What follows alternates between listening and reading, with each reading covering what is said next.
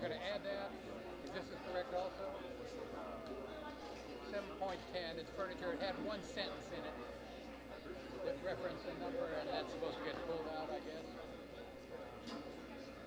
How much time do you allocate to this meeting?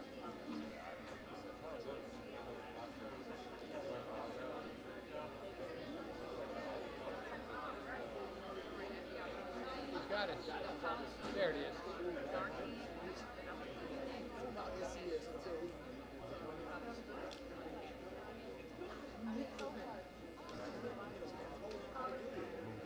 Okay, cool.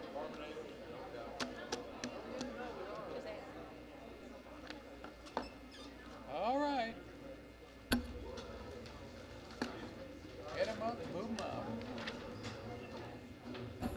Good evening, ladies and gentlemen. Welcome to the Shelby County Board of Education June 19th work session. Ms. Anthony, please call the roll.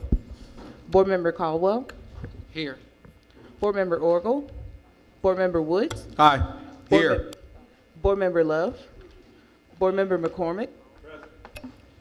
Board Member Jones. Board Member Bibbs. Board Member Cornell. Board Chair Avant. Present. You have 6 present. We have a quorum. We're going to now move forward with the Pledge of Allegiance. Please stand and remain standing for a moment of silence afterward. I pledge allegiance to the flag of the United States of America and to the republic for which it stands, one nation, under God, indivisible, with liberty and justice for all.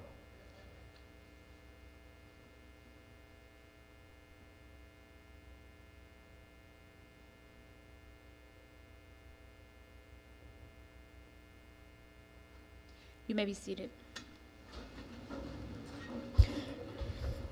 Now the question is on the approval of the agenda. Are there any amendments, Superintendent? Yes, Madam Chair. We want to add the item on cameras, licenses, and card access systems that was discussed in executive session. We want to amend item 7.10 and strike the last sentence. Let me see. Let's read it for the record.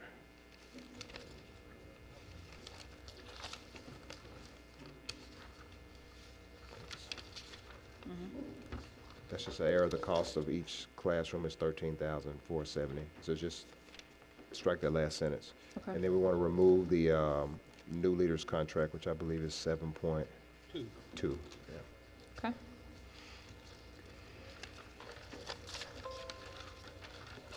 There being no further amendments to, I'm sorry, Ms. Bibbs? Thank you, Chair. I just have, into the parliamentarian, there is a policy under 8.2 that I want to remove to send it back to committee. At what point do I need to take that so we won't discuss that today?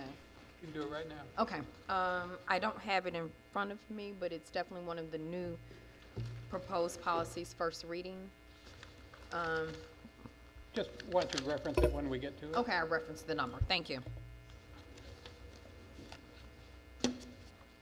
Seeing no further amendments, we are ready for a roll call vote of the agenda.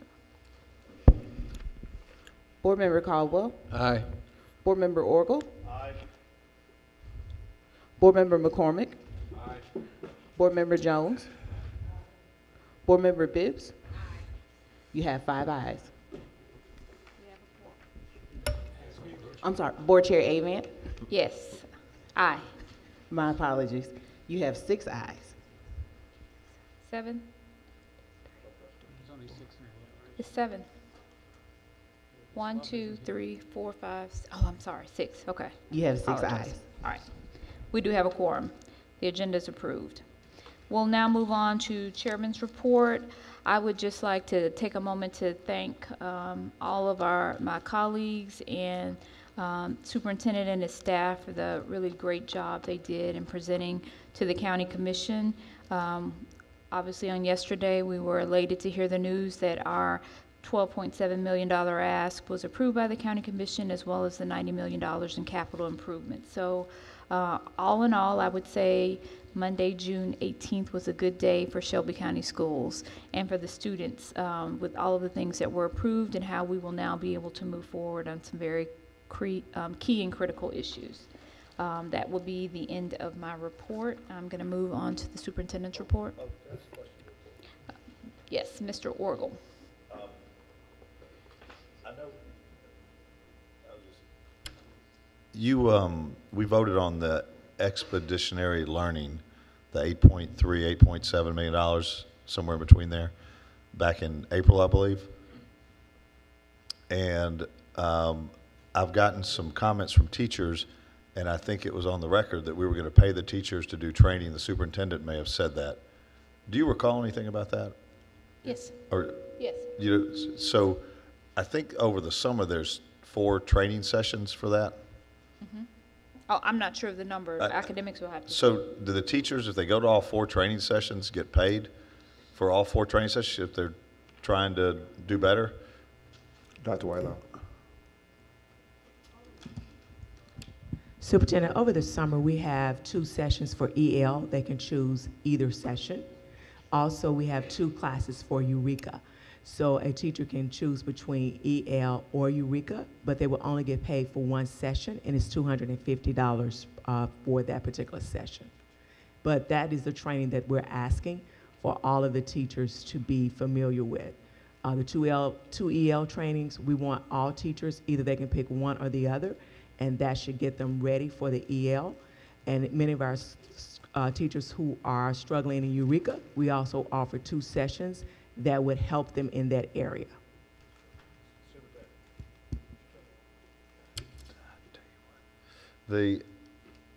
So when we talked about that, I thought the same thing, that the teachers were going to be paid for it. And I understand, don't just go to 2 sessions to get additional money, but I want to understand the logic, because we're trying to advance our students. We're asking our teachers, who may get paid over 12 months, but who are working the 180 days plus some in-service days. Why wouldn't we want to encourage all of our teachers to get more professional development? Why would we say you can have EL or the other? Why would we limit training if they're willing to do training to get better at something that's going to help our students in our district, where we're trying to elevate to the Destination 2025 plan?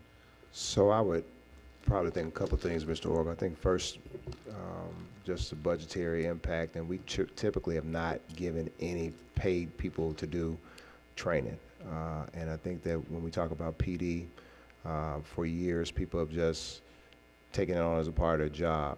But what we knew last year, because people didn't go, even though it was offered, we said we would offer dollars or to have paid training. Obviously, you know, if it's the board's will that we increase our budget to include all training, I'm sure Lynn can find that, and I'm fine with that. But I think we've always communicated what's actually happening now. But I do want to note that, you know, we had a lot of discussions around, there's so much PD that teachers have to undergo that, you know, if the practice is going to be to always require or have teachers get paid for PD, that can get quite expensive. I was just asking. It needs to be made clear. How many? We have 6,600 teaching professionals. Yeah. And so, how many of them would be in the grades that offer Eureka Math and Expeditionary Learning? It's about 4,000, I think. K8, yeah. So it would cost us, if they all went, what percentage what percentage attend those sessions? We have the attendance usage, Dr. Whitelow. Yes, actually in June so far, we've seen in all of our classes, we've maxed out. So usually we have anywhere from 50 to 75 teachers attending, but we're offering them also through July. So the sessions will be happening all summer. So far we've gotten the attendance from our teachers, but we can give you the exact numbers after all our trainings have been completed. But we're hoping that the sessions that they've selected, that they go to that particular training. So how many different classes are there? We have them, we're offering them through the week. Also, we're offering a couple on Saturdays. So I can definitely give you the catalog of all the sessions that we're offering. I mean, is it like 10 in EL and 10 in the I can get you the exact number. I don't want to say exactly, but I can get you the exact number of what we have in our catalog. I can do that for you. And so if it's 20 the whole summer, Mm-hmm. and they're full with 75 people, Well, we do it up to 75. That's our number that we max out. So if, for example, if you want to come to a session in June, then we have 75 teachers there. But in July, if we have only 30 teachers that sign up, we still have it open because also we train our instructional advisors. Principals can come in as well as ILDs. So we have it open for people, but we make sure that teachers are in attendance first. They have that option first. so only like 20 or 25% of the teachers, I guess. About 20, 25, I would say 25, 27% of our teachers need to be trained in that particular area, EL and Eureka. That's how many will sign up for the training. Hopefully, yes. We're doing all that we can to make sure they sign up. Also, that's why we want to have the stipend for the summer. But I want to give you exactly when the sessions are being offered and then how many people we're expecting for the future.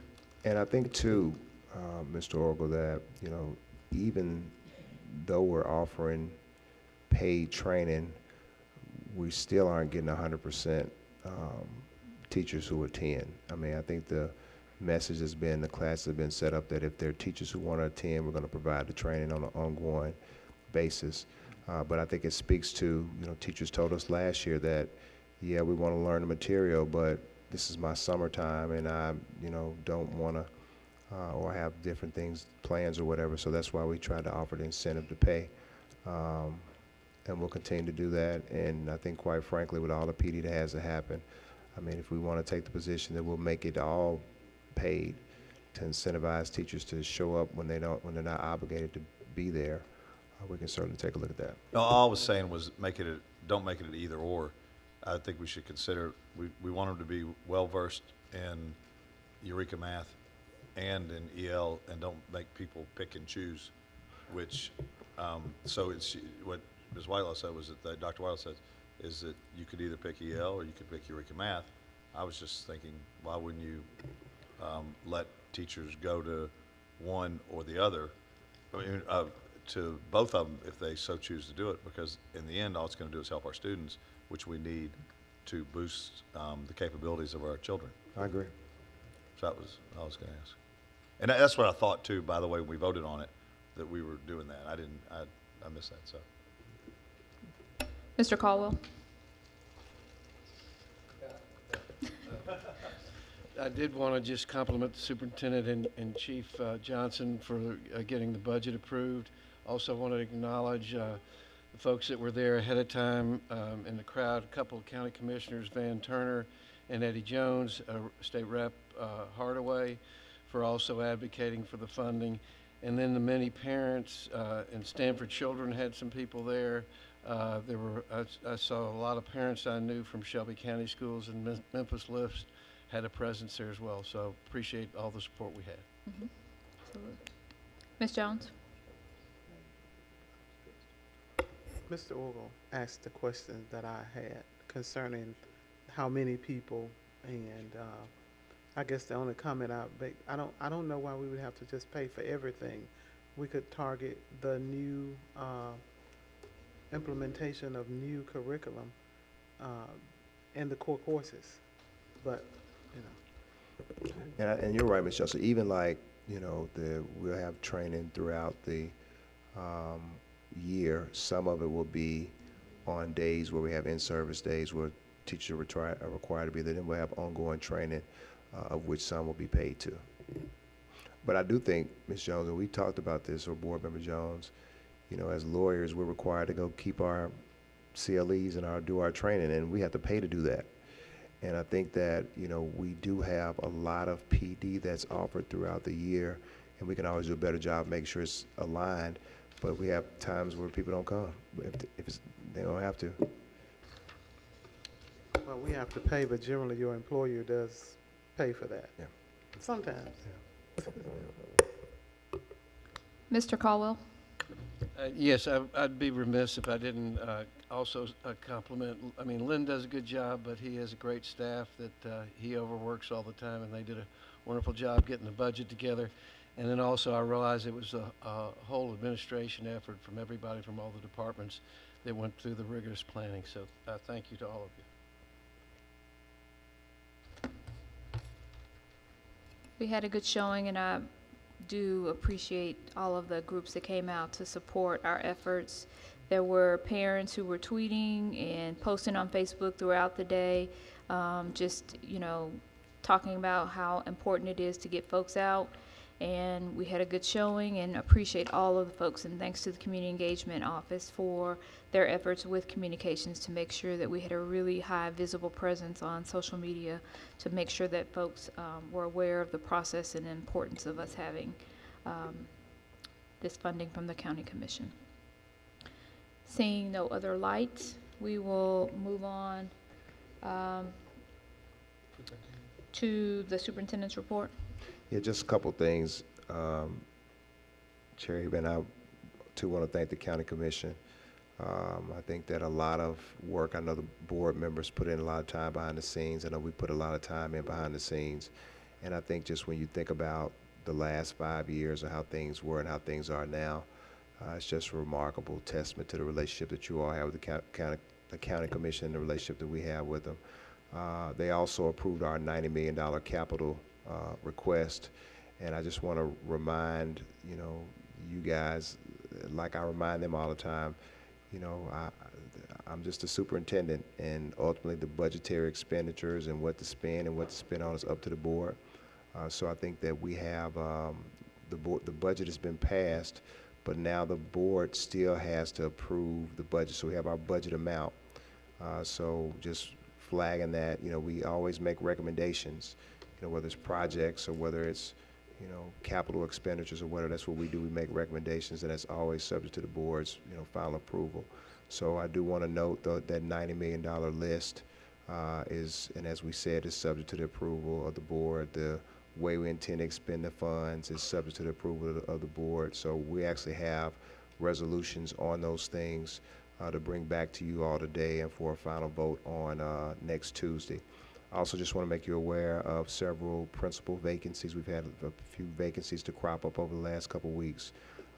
Woodstock Middle School, Lucy Elementary School, Valentine Elementary School, Jackson Elementary School, Cordova Middle School, and Sherwood Elementary School. All of these schools we're actively going through the process to hire, and it should have people in place by the 1st of July. Got some good candidates. And then finally, I will be speaking and representing the board at the MMBC, I guess the Mid-South Minority Business Council Economic Development Forum on Thursday.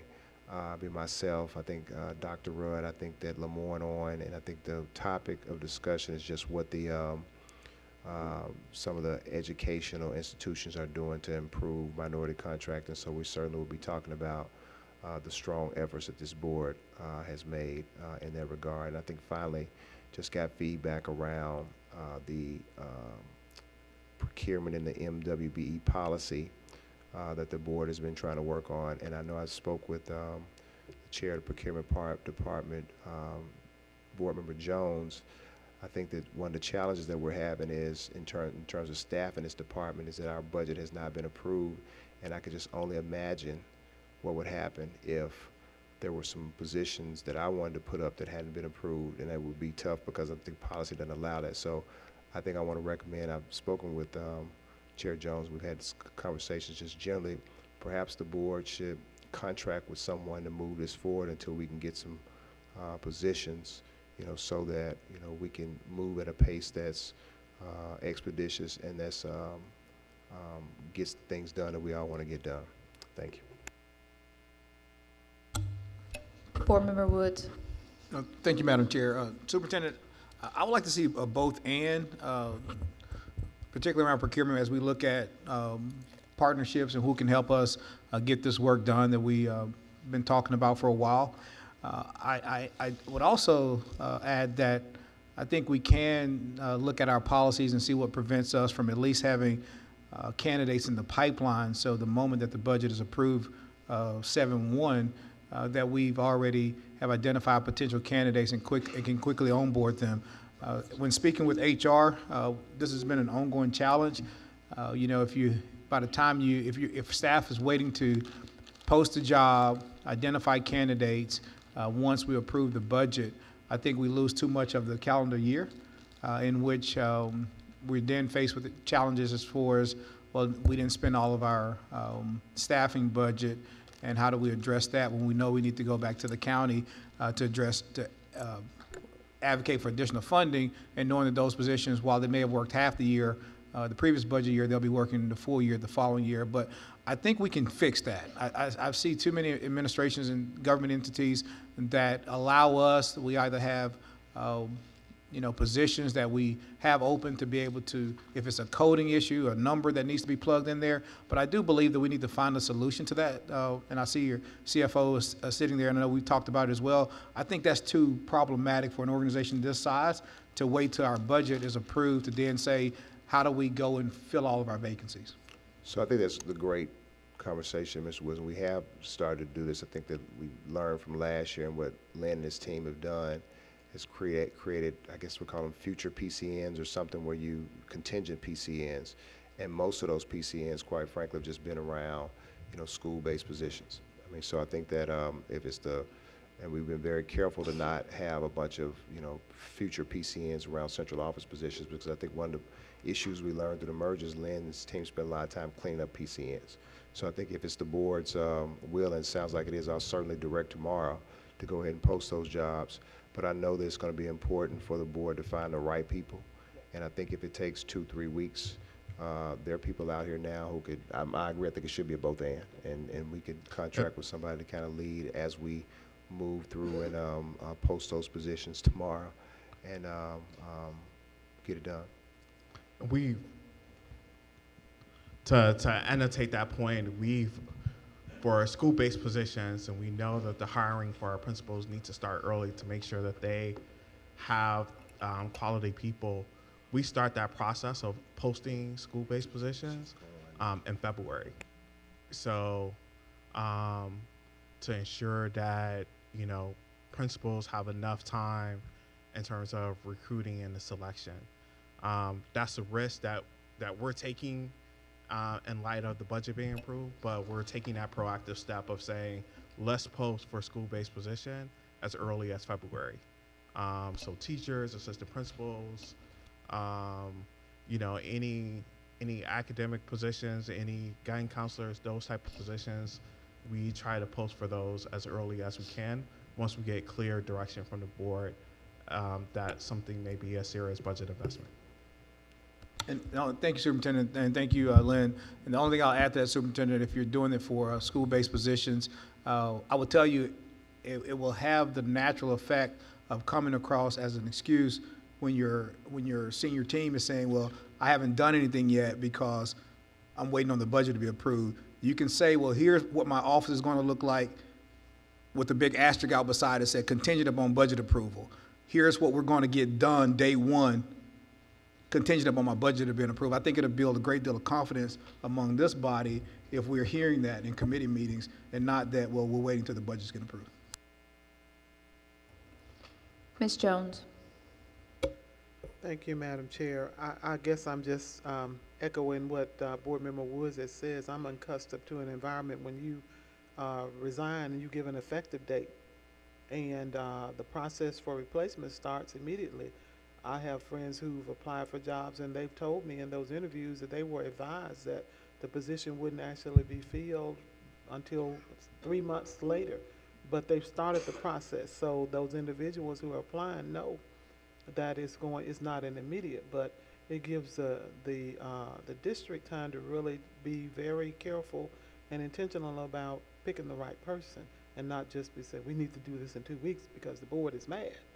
And so I really think that I can't say enough in support of what Board Member Woods has said, and we need to change that HR practice.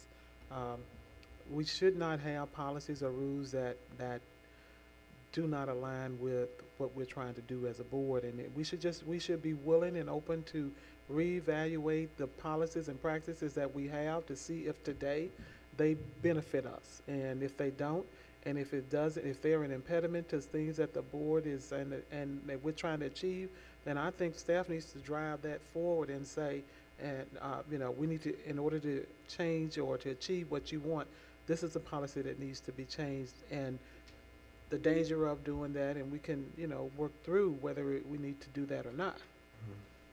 And Board Member Jones, we do have a practice of July 1st being the effective date. So there's been many of times where I've worked with Chief Small in terms of posting positions in light of the effective date would have to be July 1st, because that's the date where we have funding for, but that doesn't prevent from posting, hiring, even having a candidate to accept the position.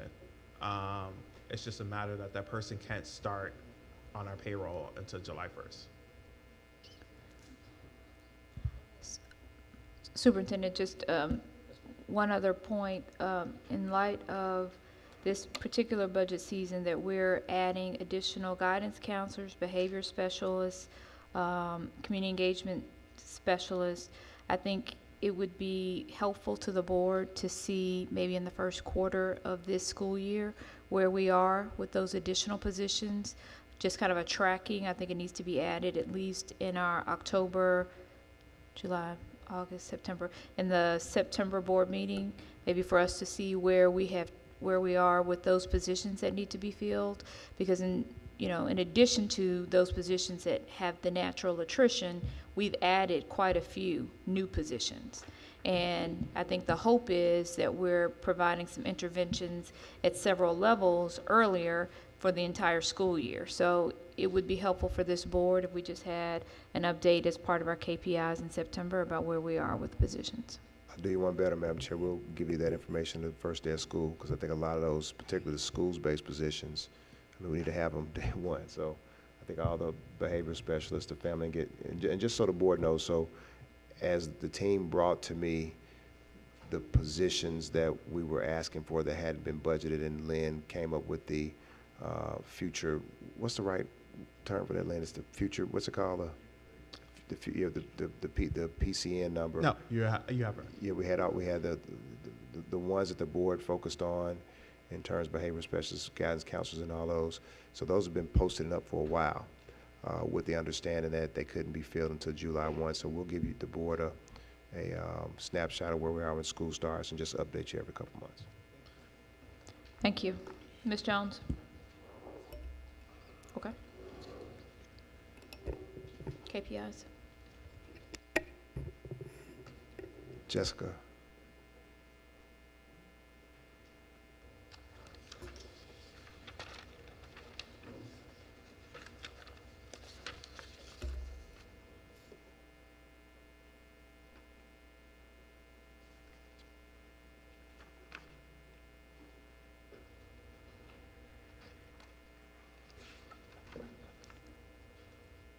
She needs some assistance.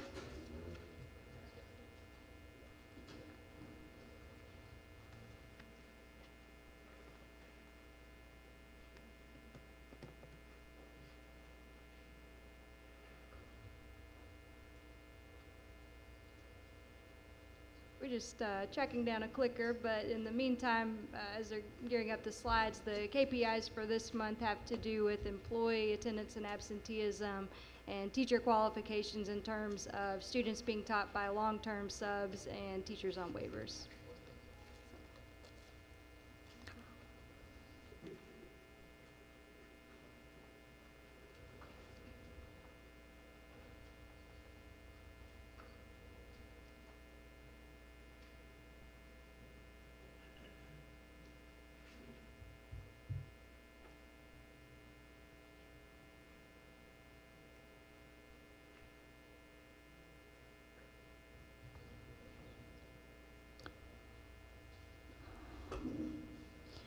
So if the folks in the back communications could get the PowerPoint up, she's wanting to get started on that.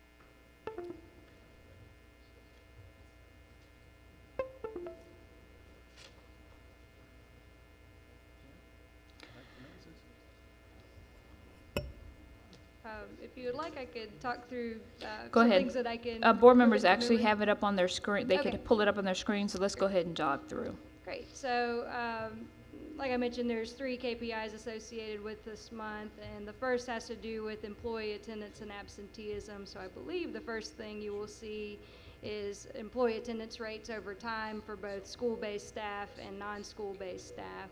School-based staff have been pretty flat and strong in their attendance rate over the past 4 years, I think around 95%. And for administrative staff, we've dipped a little bit. We had been around 95% for, thank you, the past couple of years, and then right now I think we're at 93.8%. So not a large decrease. I think the main thing I would look at there to determine whether or not there was any concerns would just be, oh, there we are, perfect. So we're right here on employee attendance rate. So you can see the orange line is the school-based staff and what their attendance rates have looked like over time. So like I mentioned, that's pretty flat, hovering around 95% over the past 4 years. And then we looked at non-school based as well. And so you can see that we've had a little bit of a decline from 2017 to 2018 school year from 95.7 to 93.8. The thing I would look at there, if you were asking, should this be a point of concern, is just how the distribution of absences look, and we don't really see any big changes in that year over year. So when we look at the percentage of absences that are due to sick time for school-based and non-school-based staff, that's remained pretty constant the last couple of years. For school-based staff, they spend, I think, around 70% of their absences on sick time, and that's to be expected because so many school-based staff don't have vacation days or some of those other absence types. And then when you look at non-school-based staff, it's split almost evenly between sick time, between around 45% of absences, and then vacation being around 40% of absences for those staff. Everything you're looking at here, just so you know, does include employees that are on leave. So if they are on leave for sick time, that's going to be reflected here. That's not excluded. So one other way to look at absenteeism is just if there are employees that appear to be taking a large percentage of their contracted days as sick time, since there's no one way to know for certain if an employee is absent out of concern or if it might be for other legitimate reasons. So here you can see for both school-based and non-school-based staff, the percentage of employees that have had 5% or more days out due to sick time. Those are those 2 charts on the left-hand side. So you can see there that the non-school-based employees, this is a pretty low percentage of employees where this is true, less than 2%. And for school-based employees, there's actually been a decline in the percentage of employees taking 5% or more contracted days for sick time. So we were at 18% of employees last year, we're down to 13% this year, so a pretty significant decrease. And then when you look at the same information, but for employees missing 10% or more contracted days with sick time, that's a lot lower and has remained pretty flat over the past 2 years. The next thing we looked at was the number and percentage of students being taught by long-term substitutes, and there's some really good news here in that far fewer students are being taught by long-term substitutes or were taught by long-term substitutes this past school year. So in the previous 2 years, we'd had 90 plus substitutes in that position, and this year that we just concluded, it was 65 substitutes. So they were teaching less than 2,000 students in the district, comprising about 2% of all of our students. So you can see that broken down in the bottom chart by grade level, and again you can see a decline in each of the 3 grade levels, so there's fewer long-term subs in elementary, middle, and high school. The last thing to look at here is just the number of teachers that were teaching on waiver. So this is an approximation of were they qualified to teach the course or not. And so that continues to be a pretty low number for us overall. There were only 6 teachers that had waivers to teach the subject that they were in this past school year. And so that comprised a very small percentage of students that were taught in those scenarios. So finally, just kind of going back to the strategies that we came to you with last year and some of the updates that have happened since then. So one of the recommendations that we had last year was around presenting a new employee attendance policy. Based on the data that we have seen, we're not sure that this is an area that we should be concerned about at this point. So our recommendation on progress since then is just to continue to monitor employee attendance and absence data to determine if we think that future changes are needed. Second recommendation was around using employee attendance dashboards, manuals, and training to really help principals assess absenteeism in schools. And so we've seen that absenteeism tends to be pretty low and has even improved in some instances. And we are working on transitioning that dashboard so that principals will continue to have it when we transition from Tableau to Power BI this upcoming school year. Next up, we talked about just lessons learned from the school substitute budget. So that was another thing that happened in the last couple of years where schools, in some cases, have been able to control that budget, and any money that they have remaining at the end of the school year, they could use for other purposes. So you can see some of the findings there, including having incentives to improve attendance. Another recommendation that we had was around improving employee wellness initiatives. So you can see quite a few things going on here. They include fitness classes, various types of screenings, having flu shots available for free to employees, and lots of health advocacy and benefits education and training. So those things have continued to happen to be more preventative in nature with the absenteeism. And then lastly, another thing that we would attribute to the success of having fewer long-term substitutes and fewer teachers on waivers is continuing to have earlier hiring and better recruitment practices so that we're filling more teaching positions on the first day of school and limiting the need to have those waivers and long-term subs. So here you can see that some of the key moves that have happened are really placing a priority with schools on any vacancy that's been outstanding for more than 20 days without action. That's been really key, and having a lot of communication and monitoring there we think has improved staffing.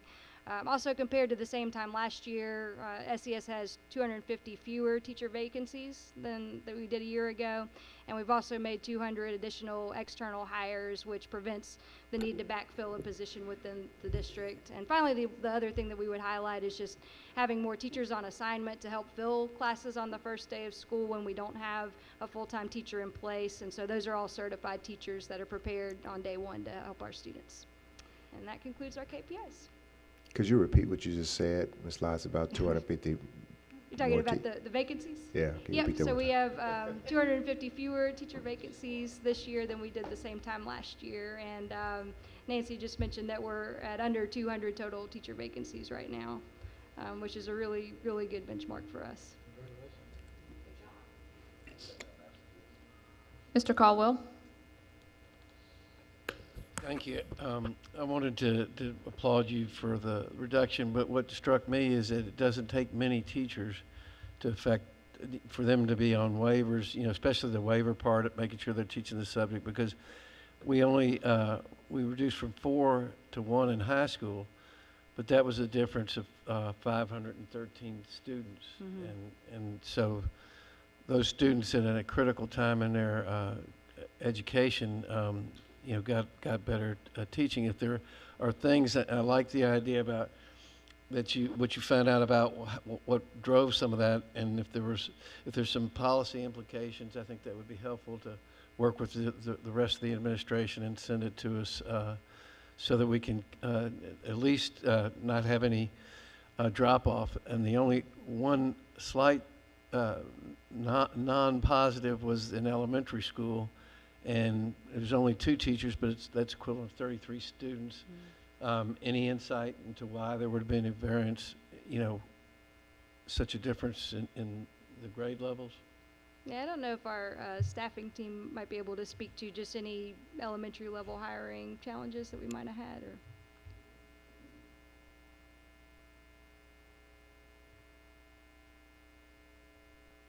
Or speak to that specific question.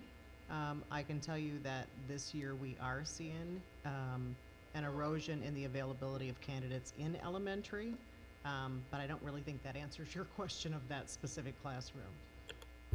Well, I didn't know if there, you know, it's not a science, so I just wondered if you had any clue. And sounds like just off the top that it's just less of a pool of teachers to select from at this point. Well, that's true now. I don't know that would be true to affect that number. There's any number of scenarios where a principal might struggle to get the right teacher in the classroom depending on what time of year they lost the teacher to begin with.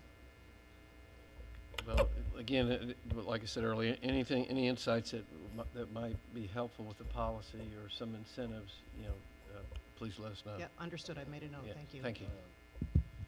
Ms. Love? Thank you for your presentations. I have two questions. Although our substitute teacher numbers are low, when we do have a teacher or when we do have a long-term serve, what communication is given to the parents? Because what I do know is if you have a parent who emails a teacher because they think that that's their teacher, but that teacher is no longer there, they get frustrated because they don't receive a response. And they don't receive a response because their teacher is no longer their child's teacher. So when we have long-term search, or is there a communication piece in place?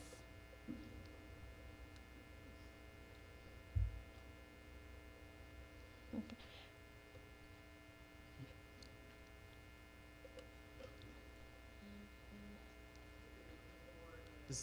Does the principal intentionally send a communication home to a parent saying, this is what's happening in the classroom and this is who you should talk to ongoing? Is that the question? So Dr. if Whitelock, do we do that? Yes. if the teacher leaves sick, Mm-hmm. decides to quit, Mm-hmm. at what point do you notify the parents of that classroom to let them know that that they will have a new teacher? Is it the sub's responsibility? Is it the principal's responsibility? Ms. Love and members of the board, it's the principal's responsibility. Now, I do know we have to do a better job of that, and I'm not going to say in all cases it happens, but in most cases it does. And I think just to echo that, Ms. Love, like I think I've had twice during my time at Idlewild where if a teacher went out on FMLA leave, one teacher lost her husband, then the principal would send a letter home to the kids and say, hey, look, here's what's happening. So I think we do rely on principals to do that. Okay. So I think it needs to be a common practice, because the worst thing I want to do is to go in the store to get some milk and a parent tell me, hey, my child doesn't have a teacher, and it's been a long sub. So we just need to do a better job of communication. And then, so with the absences, do we know, like, around what time we have a high number? We could certainly Is look it- into that, but it's not part of this presentation. Okay. I mean, well, I don't want you to do any more research, but, I was just, do you have a roundabout guess? What else is she gonna do? Well, if they're like our students, it would definitely pick up around the holidays. You'll Okay. see a couple of days before Thanksgiving, or even when we stopped doing President's Day off, then we still saw kind of a dip in student attendance that day. So I would expect if some of our employees are also parents, then they might also be out around those times. Okay, thank you. And Chair, can you get your board member in order? Yes, I will. Part of my duty is to keep order, and so, Mr. Woods, we'd like to keep order during this meeting, to move it expeditiously. Mr. Cornell. I don't want you to have to answer any more questions, but I do want you to do some more research. What I'm wondering is, we have priority schools and non-priority schools. I would like to see how many substitutes and non-full-time teachers there are Sure. in the priority, separated from non-priority. We'll look into that for you. And I do know some of the subs are former teachers who are in a special category, so those might be pretty good subs, right? Aren't they given a special category to teach? Or You're saying, to be a long-term substitute as opposed to short-term? I tell you what, let's first break it down into how many priority schools have subs and how many non-priority. Mhm. Okay.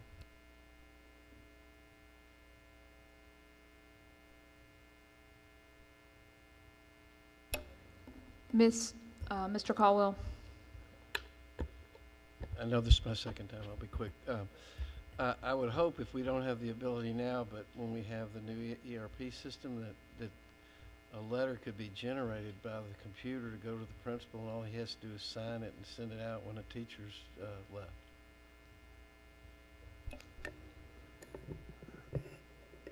Yeah, I honestly, Mr. Carter, I don't know if what the functionality of ERP would do that, but I think that we can clearly, I think what the board is talking about is good practice. I think we can clearly either, and help me out, Dr. Ray, either once we know from HR that somebody's going to be out long term, we could generate that letter for the principal's signature. Like that, we should just, Yes. that can certainly happen. Yes, sir.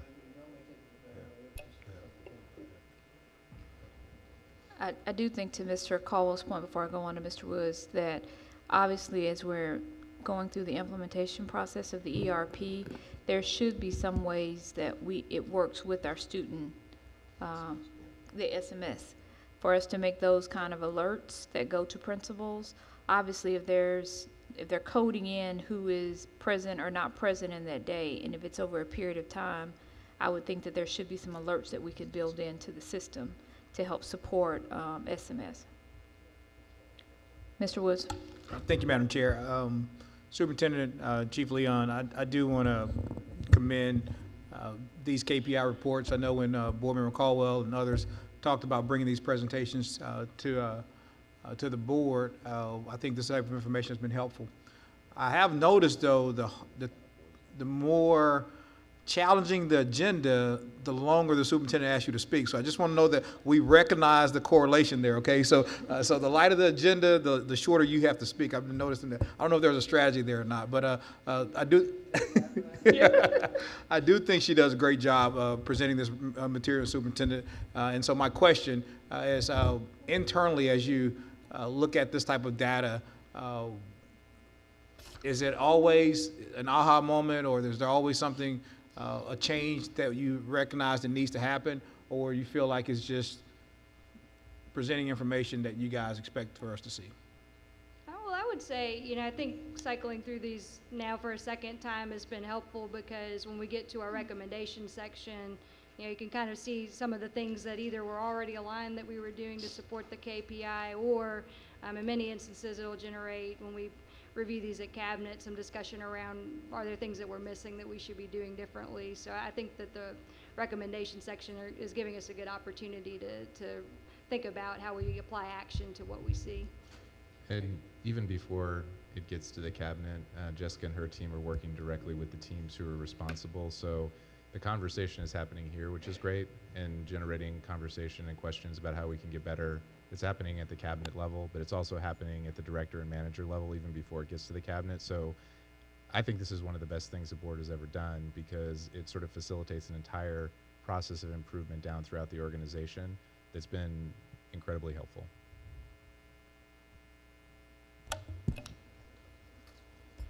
Seeing no other lights, we're moving on to the agenda and the action items. The first item on the agenda is 7.1, MOU Middle College, High School, and Christian Brothers University. The amount of $147,111. Thank you, Madam Chair. This pays for 1,200 hours for kids at Middle College to attend school and get college credit at CBU. Seeing no lights, moving on to 7.3, Transition to Work Grant 2017-2018 in the amount of $43,619.25. 7.3 and 7.4 are part of a grant that supports our special needs students to get work experiences. Mr. Caldwell. Just a quick question on 7.3. It's a 2017-18 grant, so are there any restrictions about when it has to be utilized?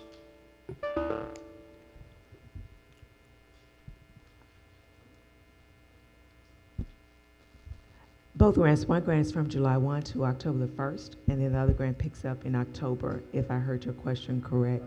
We got time to Yes, yes. We start in July with our counselors.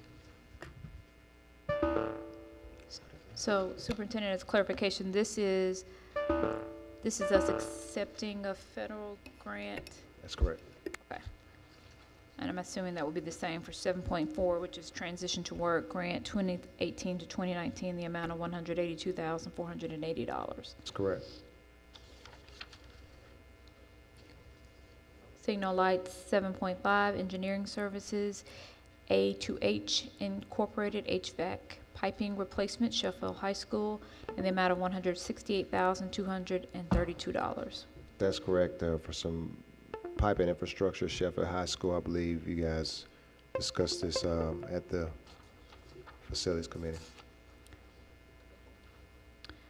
Signal Lights, Superintendent, is it possible for us just to get an update on where we are with those capital projects? There were several that had that needed like HVAC replacement, and I don't remember, there were at least two schools, Delano and Bellevue, that we added for HVAC replacement, and I don't remember seeing that circle back through, because we needed to make sure that it went through the whole procurement process to bid it out, but I don't remember seeing that come back through. Okay, I'll follow up.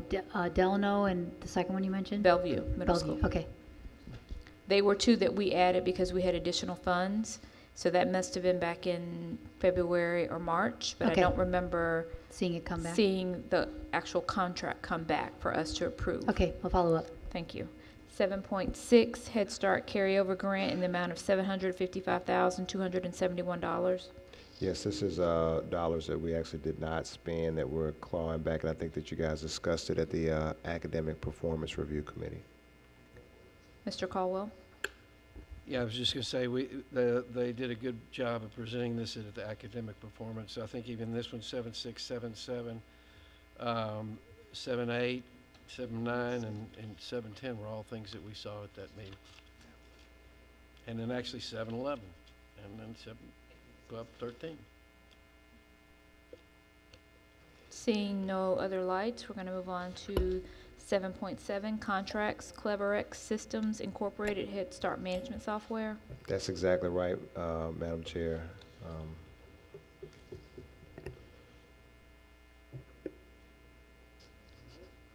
That's it? And he's helping us to be very expeditious in our meeting tonight. 7.8, Pre-K Curriculum Purchase. That's correct. I think, as Mr. Caldwell pointed out, we talked about that in the Academic Committee meeting as well. 7.9, Contract. Oh, I'm sorry. You got to do your light, Mike, and then I'll know. Mr. Cornell, you're recognized. I was using both hands, so I couldn't get to my light. The curriculum is, it's my understanding the curriculum here has been voted on by the teachers. That's correct. The state selected or gave us a list, I think, in late April, and then we convened a group of teachers, and they selected the curriculum. Well, that seems to be a good idea. So I guess I might like to see that some other curriculum be selected by teachers sometime. Maybe we can talk about that someday. All right, thank you.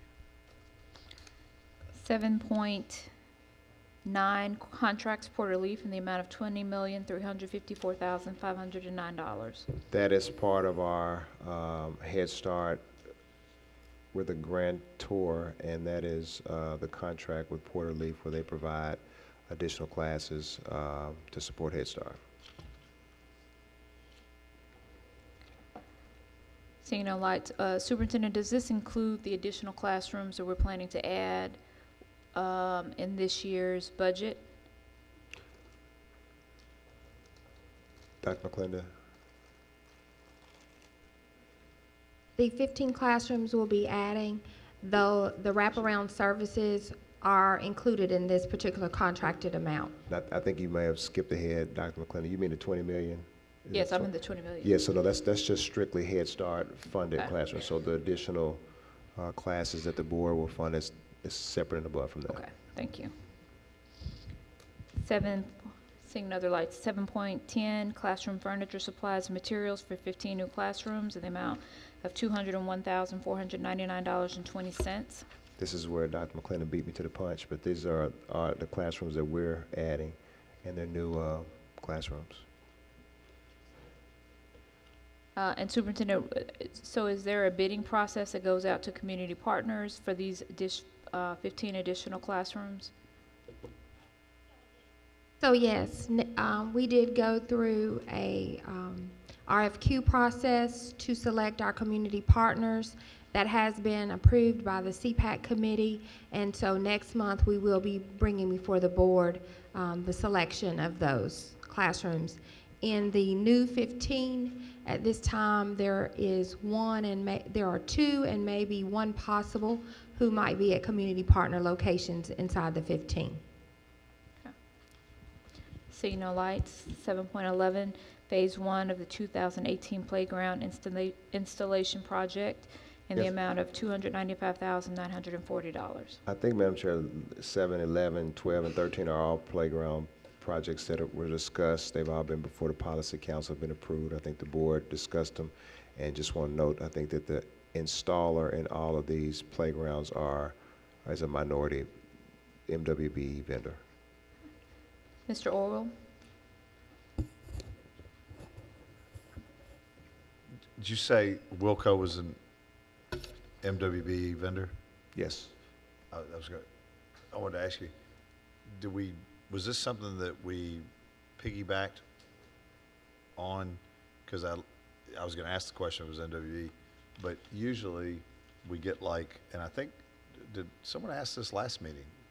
I think I asked the procurement committee to give us the rating and scoring that we used to get when we were making these decisions. Well, this was probably just money, but I'd like to see, who bid on it.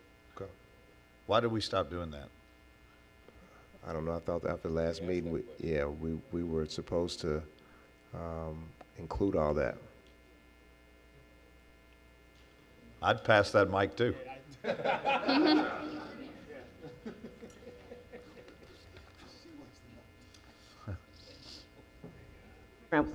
In the playground, we actually did include that at the bottom of the board documentation. It shows the number of vendors. We had 2 vendors that bid.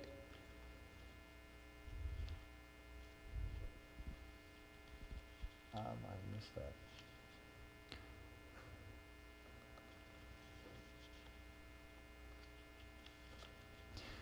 Gotcha. It wasn't in the first.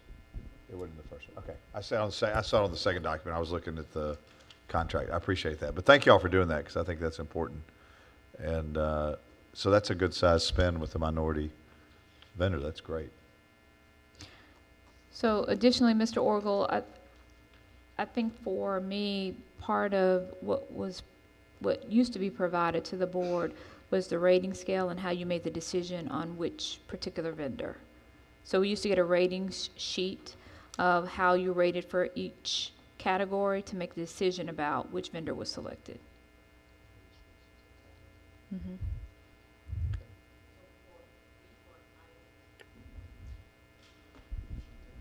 We'll just make sure, Ms. Avent, so we want to make sure that all the scoring sheets, tell me exactly what the board wants, so all the people who bid, the scoring sheets, and what their rating was, so that the administration gives us the rationale behind why each vendor was selected. The ratings sheet usually gives us an indication of they scored higher on this, they scored higher on this, they scored low on this, and based on that, our recommendation is for X vendor.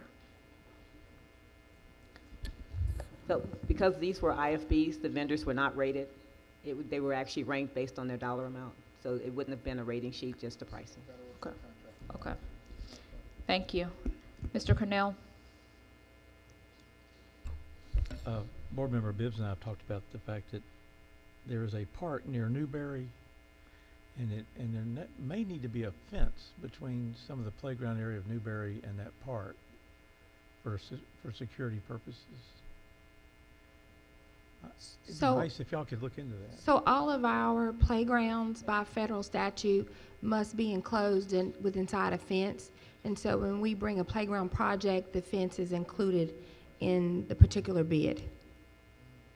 That would be wonderful. Is somebody eyeballed that park right next door? Because there's a whole set of other kids in the park, and then here you got your, okay, thank you. Ms. Jones?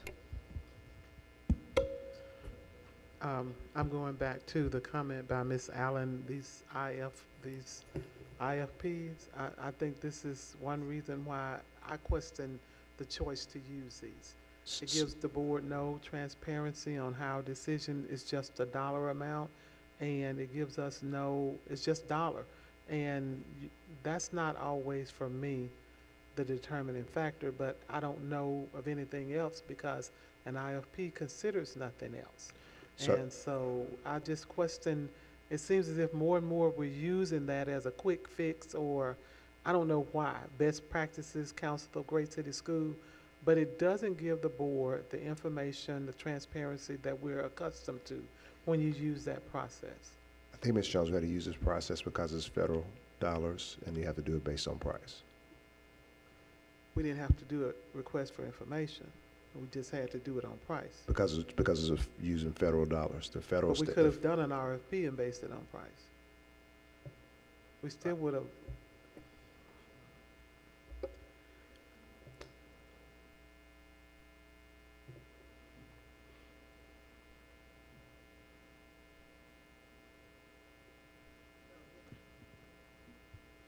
If we would have used another method, an RFP, it would have been based on technical requirements as well as price. In this case, it was based on the materials that they needed to purchase and the playground itself and the installation.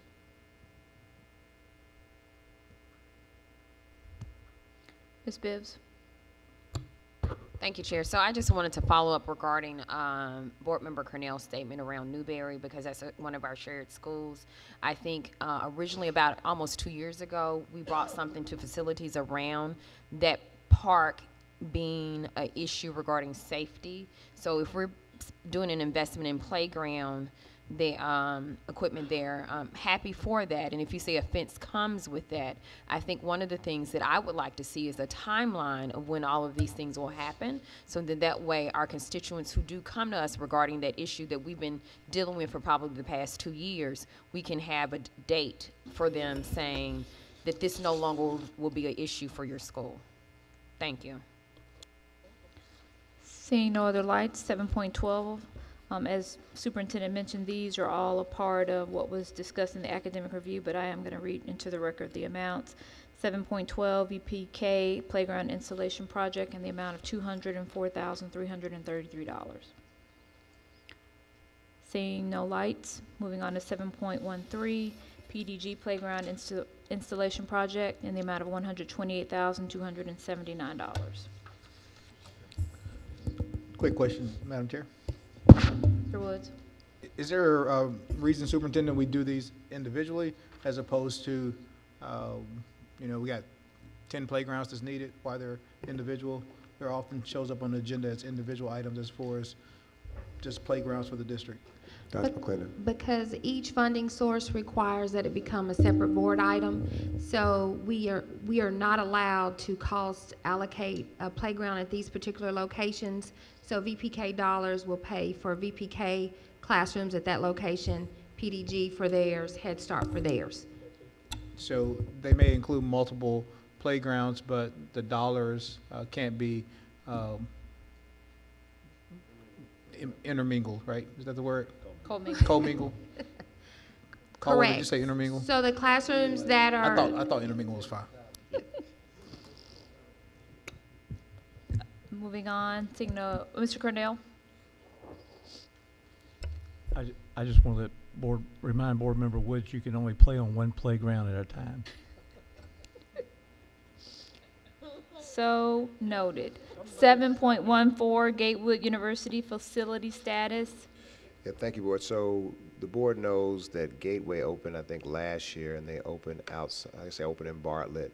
There was legislation that was passed that said if you're going to be a charter school, you have to be within the boundaries of the district that authorizes you.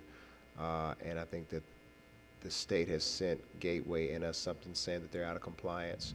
And so I think about 4 or 5 weeks ago, we let Gateway know that if they did not have a facility within Shelby County by June the 30th, we would recommend to the board that they have their charter revoked. And we still don't have, they still haven't secured a facility, so we just wanted to move this forward I guess it's possible that somewhere between now and next week they could get a facility.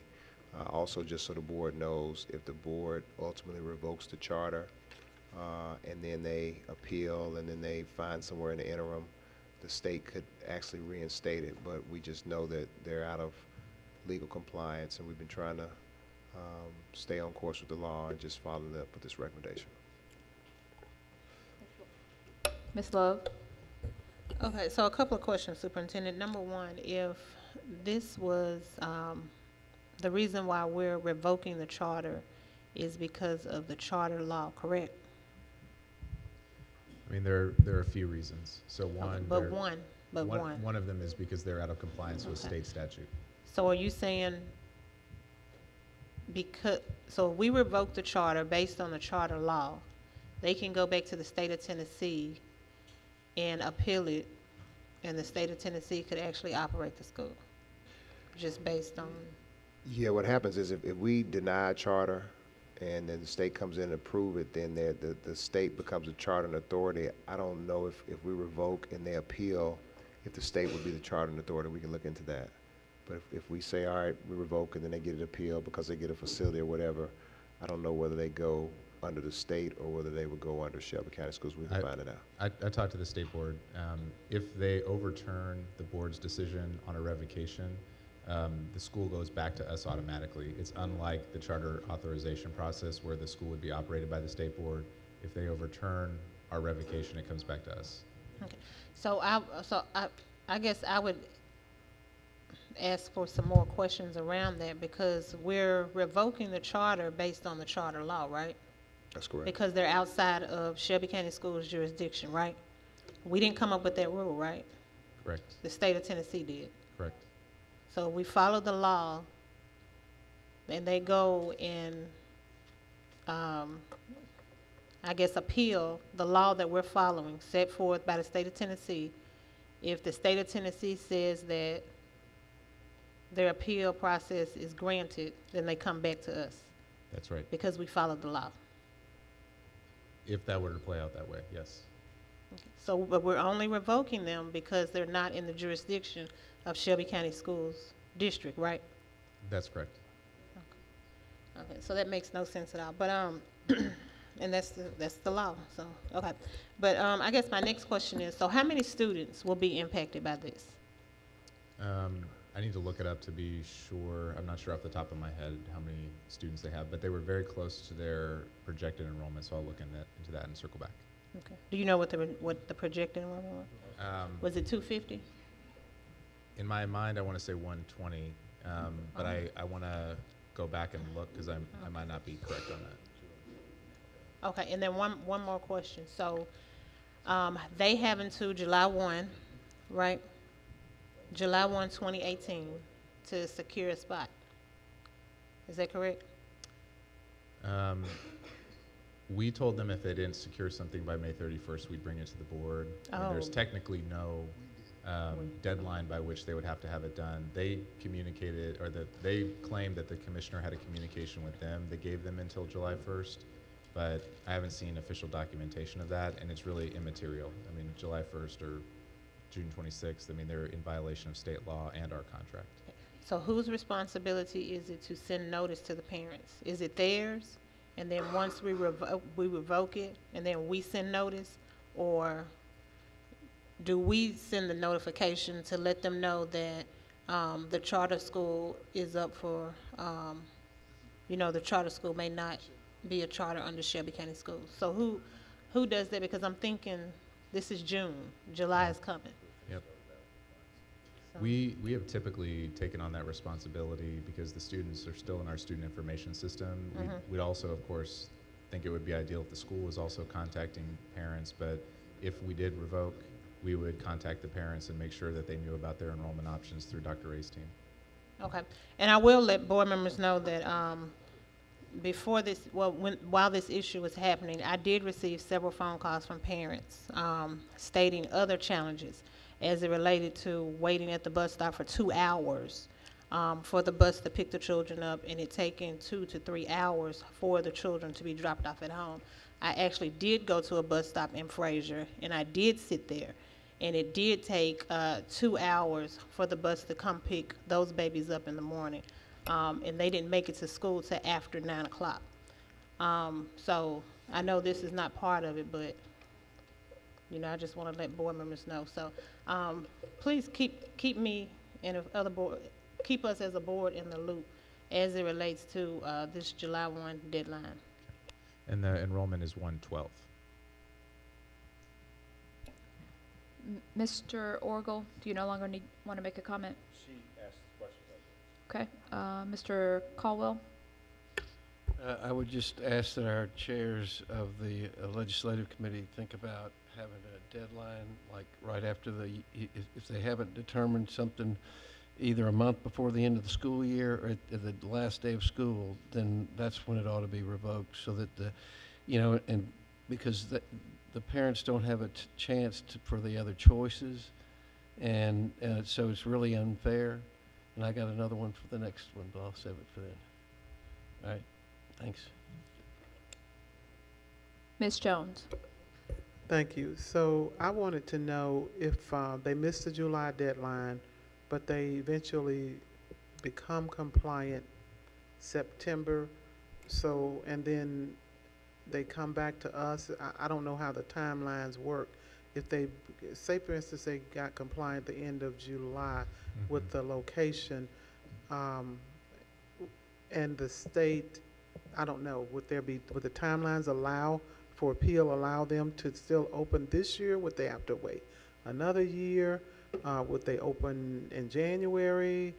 I know there's probably not precedence for this, but I was just wondering the timelines come into play if they did find a compliant location after the July 1 deadline. I have the Tennessee code pulled up right now, and the state board has 60 days to hear a revocation appeal. My sense is, I can't speak for the state board, but my sense is if they found a facility after we had revoked and before they had done a hearing, that they would meet hopefully quickly to reinstate the school, so that parents did have it as an option. But I'd have to check with the state board, and they may not know right off the bat, because as you said, this is not a normal situation. And it's so unfortunate too, Ms. Jones, Boardman Jones. I think at the end of the day, this law was obviously just drawn up for this scenario, and I don't think people thought through all the applications of it.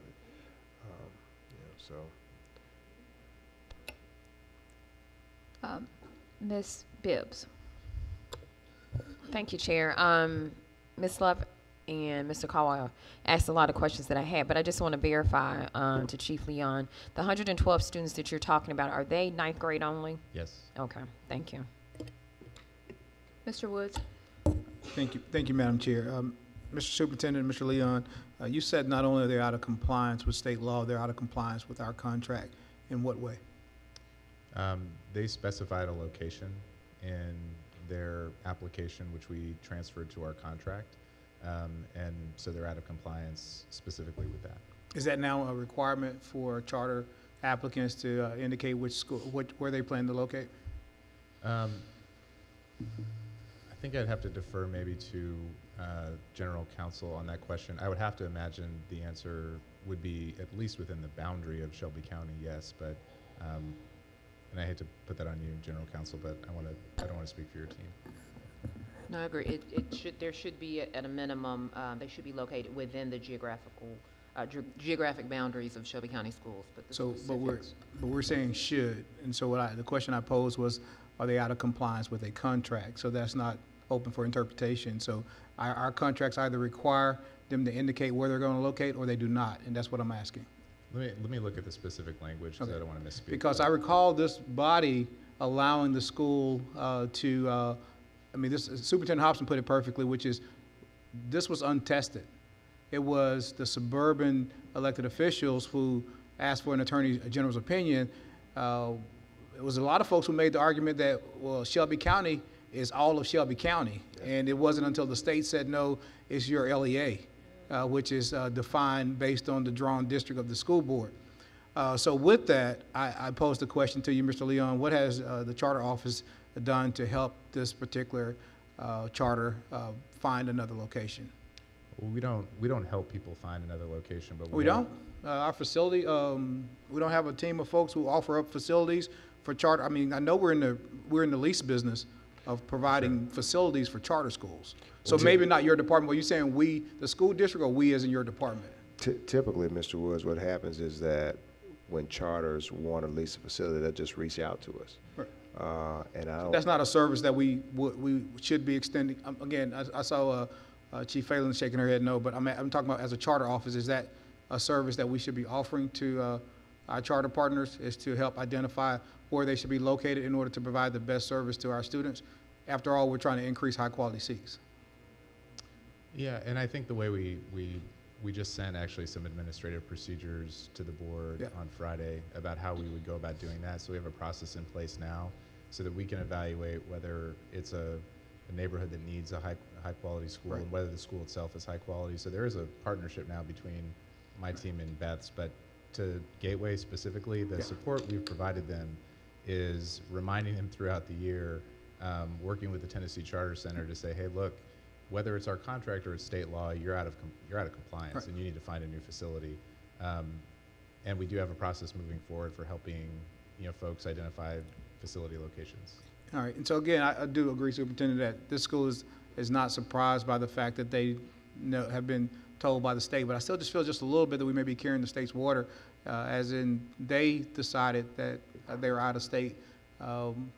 Based on the new law that's passed, they must be in our LEA, and has the state, Superintendent, you said you received a notification a few weeks ago. Did the state specifically say that school must close effective July 1, or why is it coming before this body to make that decision when it's the state that's making the call? I mean, the reason we're bringing the recommendation right now is because of the state law, because of our contract. But when our district is out of compliance for something, we are at risk of penalty. Okay. And the last thing I would want is for our district to be financially penalized because we're not taking action on a charter school that's in flagrant violation of state law. So let me pose a question another way, Madam Chair. If we did not act on this, since this is July 1 deadline and we're doing that prior to the July 1 date, what is our repercussions? Yeah, I think quite frankly, Board Member Woods, we actually talked about that. I mean, I think I'm following your point. I think at the end of the day, if the board does not act, I think the state, would then be placed in a position to have to act. But the caveat is they could easily penalize us in that process. Yeah. And so I'll close by saying, Superintendent, I think we have to be very careful deciding when we will, stand up to state policies and laws when, it benefits the district, as opposed to when they're asking us to share information about our students, right? So I think there are times when you say, hey, you made the decision to say that this school can't locate outside of our LEA, then what are you going to do about it? Because I think it should not always be incumbent upon us to carry the water for them, in my opinion. I think we need to find out what happens if we do nothing next Tuesday. Okay. Mr. Cornell? Let's see, I'm going to get one timetable point, and that is you could answer, or the attorney could answer, and that is, again, how long do they have before they open to get a building, to get a location? Their school year begins around the same time as ours. So their start of school year would essentially be the beginning of August. But the state law now says you have to have a location before so many days before you start school, doesn't it? I believe, the state, let me recollect what the statute actually says, but I don't think it says how many days before. I think it just simply says you must exist within the boundary. And we wanted to make sure that there was still time between when this body voted and the start of school. Even though it's a tight timeline, if we revoke in June, parents still have the month of July, whereas if we revoke in July, they have no time. So it's not necessarily because of what the statute says. It's, the best timing we could. It's a great explanation. Thank you. Mr. Caldwell. So my question is that my impression was that as far as school closure, that it was the LEA's authority to close. Now, the state can take over a school, but I thought the jurisdiction for closure is the LEA. That's correct. So if we're the only entity that can close this thing, we need to revoke the charter or revoke the close it. I think what I certainly want to do is spend a little more time with council thinking through all what could happen, because I mean, just in all candor, when Brad brought this to me, I probably had some of the reaction you guys have, like, well, just let the state deal with it. But then when you get some of the concerns around, because we are the charter and authority, in theory, the state could withhold dollars from us. They're saying you're out of compliance. So there's just a lot that could happen. But I do agree that this is a issue that the state created because they didn't have a law. They said you can operate anywhere, and Bartlett is in Shelby County. And then all of a sudden they changed the law without thinking it through. So let us spend a little time between now and next Tuesday figuring out what the repercussions are, what the state's position is on all this, and then be able to give the board some better advice and counsel next week.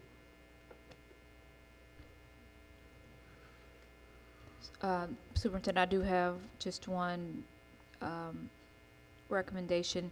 When we're thinking about how we are communicating to parents, that it's seamless for them to be able to have some support if they're going to be enrolling students within one of our traditional operated schools or other charter schools. I want to make sure that that information is readily available for parents. I can only imagine with the timeline that we're putting forth how tight this is for parents to actually be able to make decisions.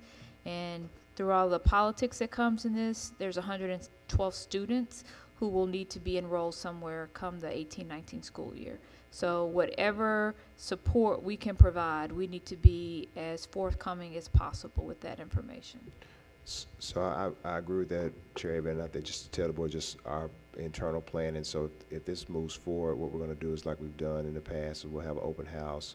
We have the student contact information. Our student recruitment team will reach out directly, and we will make it as easy or as seamless as possible, providing information and giving them access to other opportunities. So that ramp-up work is already going on in the event Mr. Woods? It's closed. Last time speaking, Madam Chair, and Superintendent, based on the comment that Board Member Love indicated and Mr. Leon indicated that there may be other reasons, I just think we make the case. Let's not say it's because they're located outside of our LEA, because we helped create that challenge by approving the school and then only to be challenged by the state. But if there are other challenges, I just encourage you to bring those forward as well when we make this decision, and that would be one of the decisions that would help us make the decision, because I just think that one alone is one in which we were unaware of when we approved the school. That's all. Seeing no other lights, we're going to move on to 7.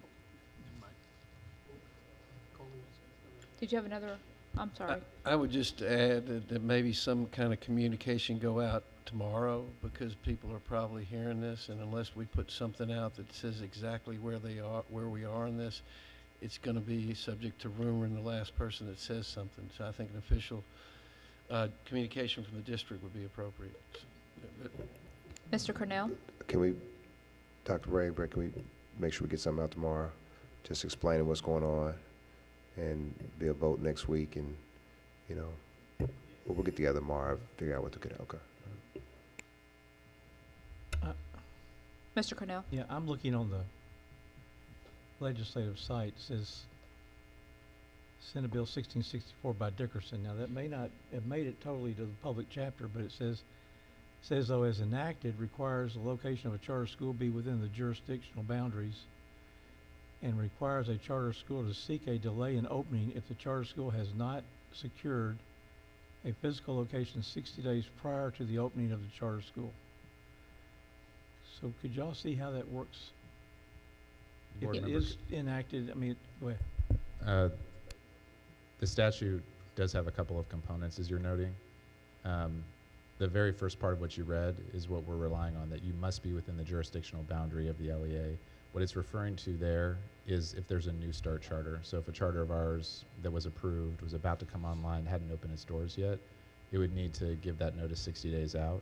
But the first part of the statute says you must be within the jurisdictional boundary of the LEA, and that's the part of the statute that we're using to revoke or recommend revocation for Gateway. So in other words, step one is what we're doing now, and then there may be a step 2 down the road that would be affected by this. All I mean is that the statute was written to foresee any potential charters that did the same thing. So the 60-day notice thing is for someone who would come online next year or the year after. The language in the statute dealing with this specific school is the one that says you must be in the jurisdictional boundary. Okay, so this school, once revoked, unless it was overturned by the state, it would not be considered would it be considered a new school online then, do you think? No, it's an existing school. It'd be the same school? Yeah. I got you. Okay, thank you. Seeing no other lights, moving on to 7.15, charter school applications. Thank you, Madam Chair. I believe that we went over this in the academic committee meeting. I think there's, I'll just read them: Blueprint, Cornerstone, Harvest International, Freedom Prep, Mace, Astor College Prep, Memphis Merit Academy, Green Dot, K-8, Aspire Coleman Middle, the Compass Community Schools, Berkeley, Binghamton, Downtown, Fraser, Hickory Hill, Midtown, Orange Mound, South Memphis, and Whitehaven. All of the initial rounds were recommended for denial, and as the board knows, they have, help me out, Mr. Leon, was it 30 days to? 30 days. 30 days to correct and resubmit for final approval, but the initial recommendations for all of them is to deny. Mr. Caldwell. So I would just like to thank the strategy department or the charter department that reviewed this, because 18 charter applications is just, it's onerous. And so what I would like to see our co-chairs of the legislative committee put a cap on the number of charters because of the cost and the time that it takes. And as looking through this, I reviewed it again just a minute ago, but there wasn't one applicant that got meets or exceeds expectations other than one in one category. So, you know, I think that alone is justified, and it went to things that they hadn't contemplated, the right positions for some of the course offerings.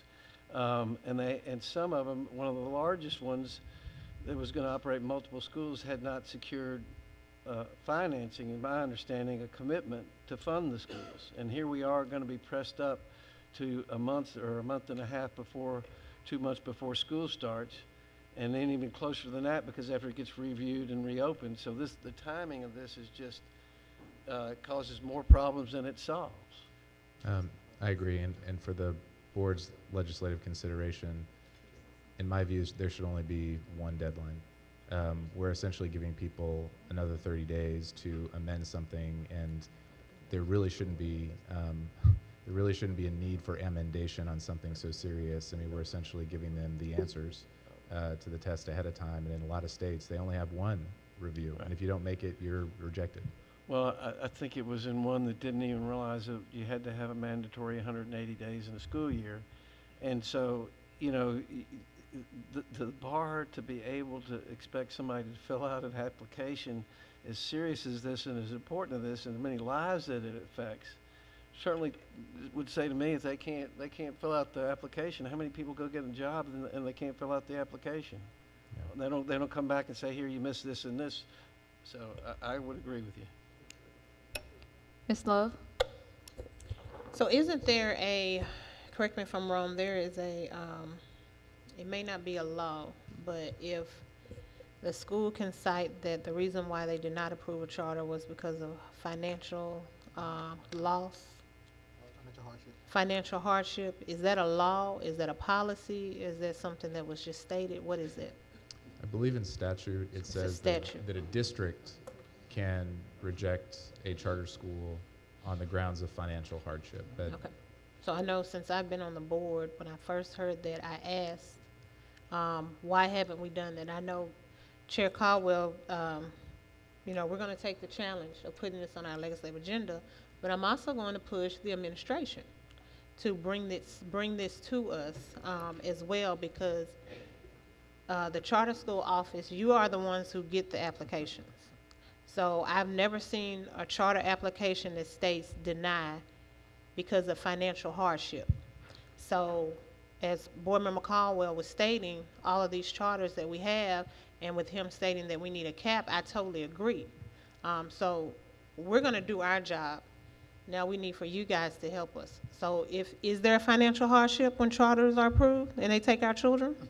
well, I'm going to defer to the superintendent, because the charge he's given our team is to evaluate the applications just on the merits of the application and whether it meets the state rubric, and not to take into consideration things like financial costs. But that is a larger question the administrative team could take on. But our analysis is just on the state application.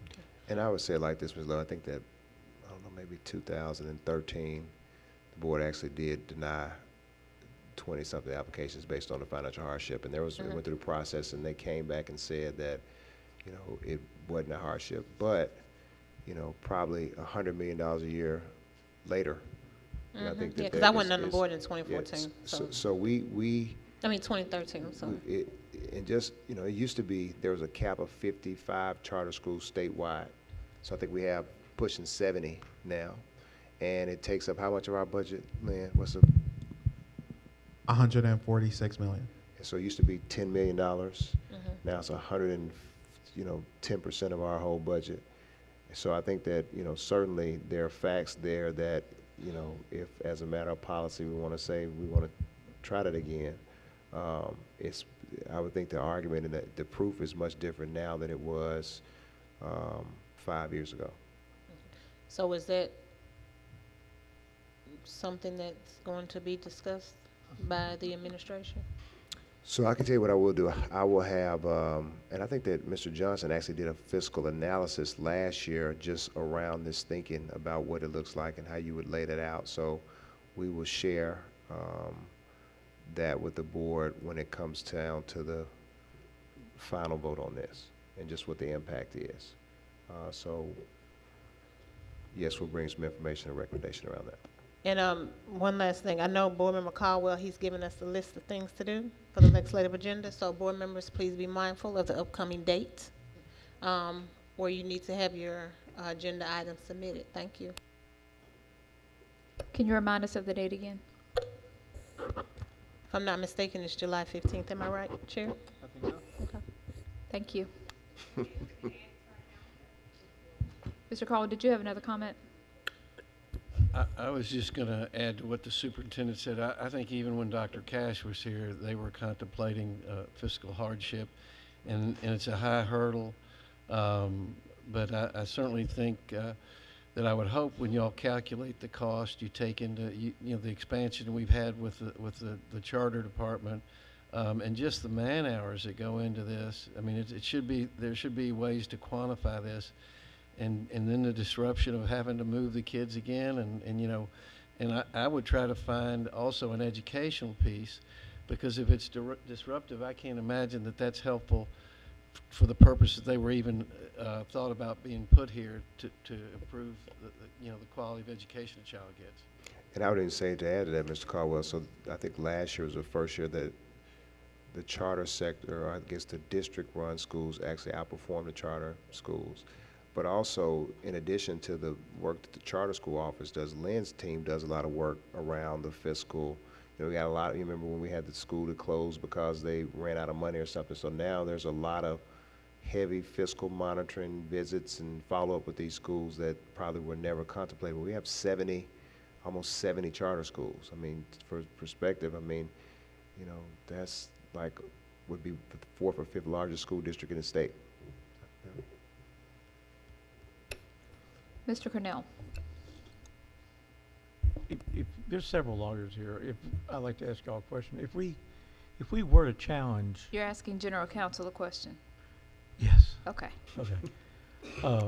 If we turn down a charter on hardship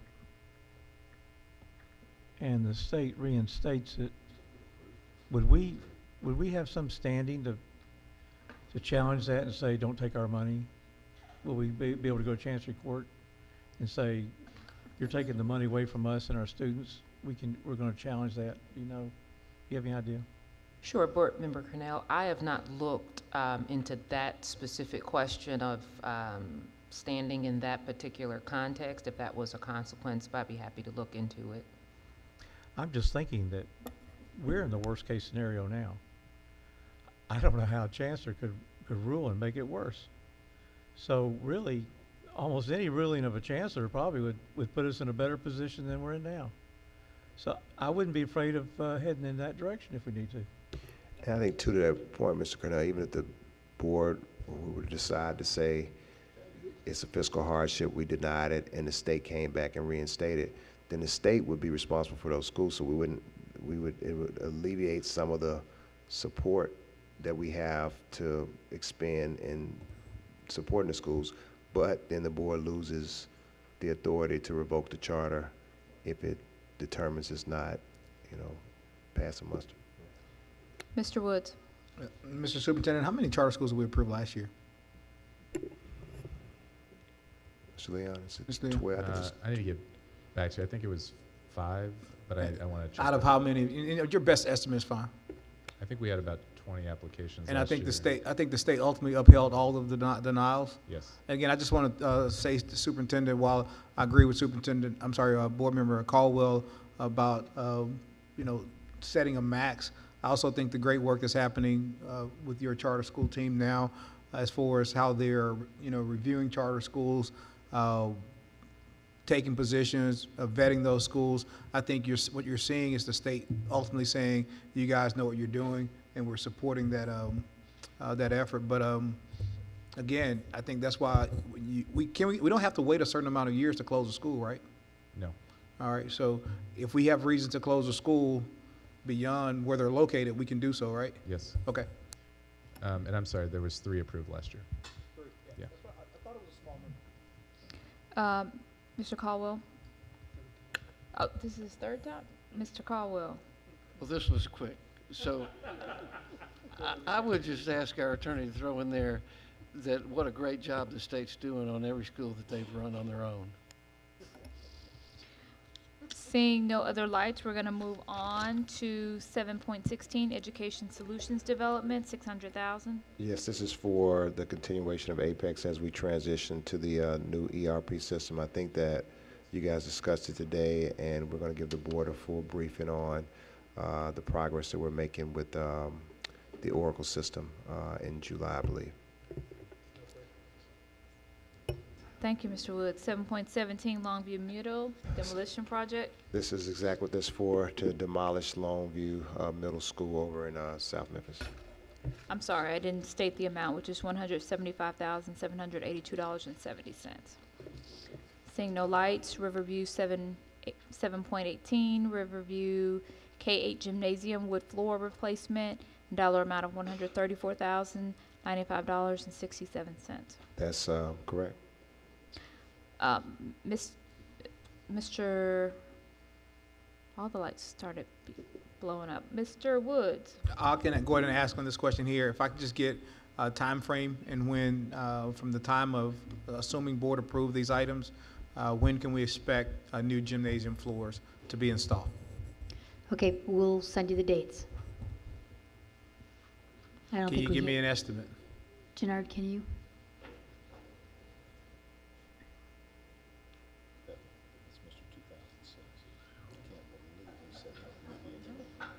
Was it?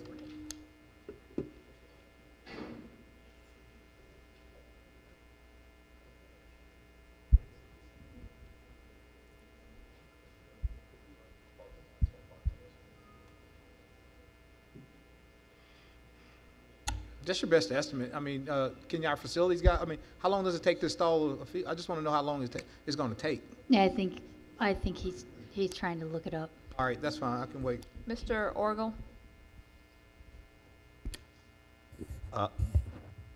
So in the staff report, it says there are no alternatives as the wood floor system is severely warped, like Mr. Woods, due to numerous roof leaks that have occurred during this past winter.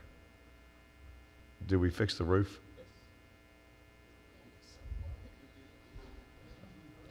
Okay, so just a timeline on the roof, because, No, On the floor. it was fixed, right? Yes, it's the floor. no, I understand that. When was the roof repaired? I was in the school in May. They were still, the contractor that we had secured pulled out. We were sending it back for rebid, so when was the roof repaired? We'll have to look at the project list. So and check. is accompanying that, when you give Mr. Woods an answer, Yep, make sure that before we install new wood, that the roof is repaired. That's all I was gonna Yeah. say. Let's do that in sequence. yep.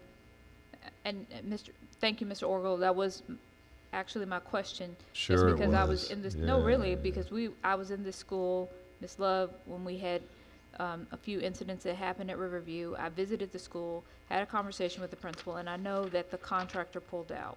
So I do want to know the date that if the roof has been fixed since May when I was in the school, I would like to know confirmation of that. So I know, Jerry Vant, that the roofer pulled out in April. I think we just brought the new contractor last month. So that would indicate to me that the roof has not been completed. So we're not gonna do the floor until the roof is done. Okay. You're wise. Right, the roof actually it's supposed to be complete by September. That's what the project list says. September 8th.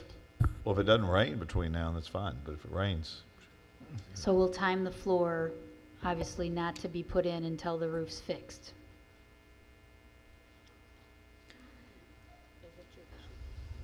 And Superintendent, I just think, it does help us when we have a more extensive and up-to-date timeline of how projects are happening with just all of the capital improvements. And we know that, there were a lot of things that we were trying to get done in a short amount of time so that we could report back to the county commission that we had expended the resources that have been allocated. And we have that list. That's understandable, but I Right. do think, just in light of that and the conversation that has just gone on, that there needs to be some time and attention to that timeline is actually viable to where you are on projects that you're bringing before this board. Right. Hence the request for construction management contract on the board review. We're asking for help, so that's why we're asking for help. Ms. Love? So since we're talking about roofs and leaks, I do have a question. Could you provide me with a list of the schools in my district who need roof repair? Yes. Who have, the ones who have already stated it. Because I also visited a school this week, and there's a roof leak.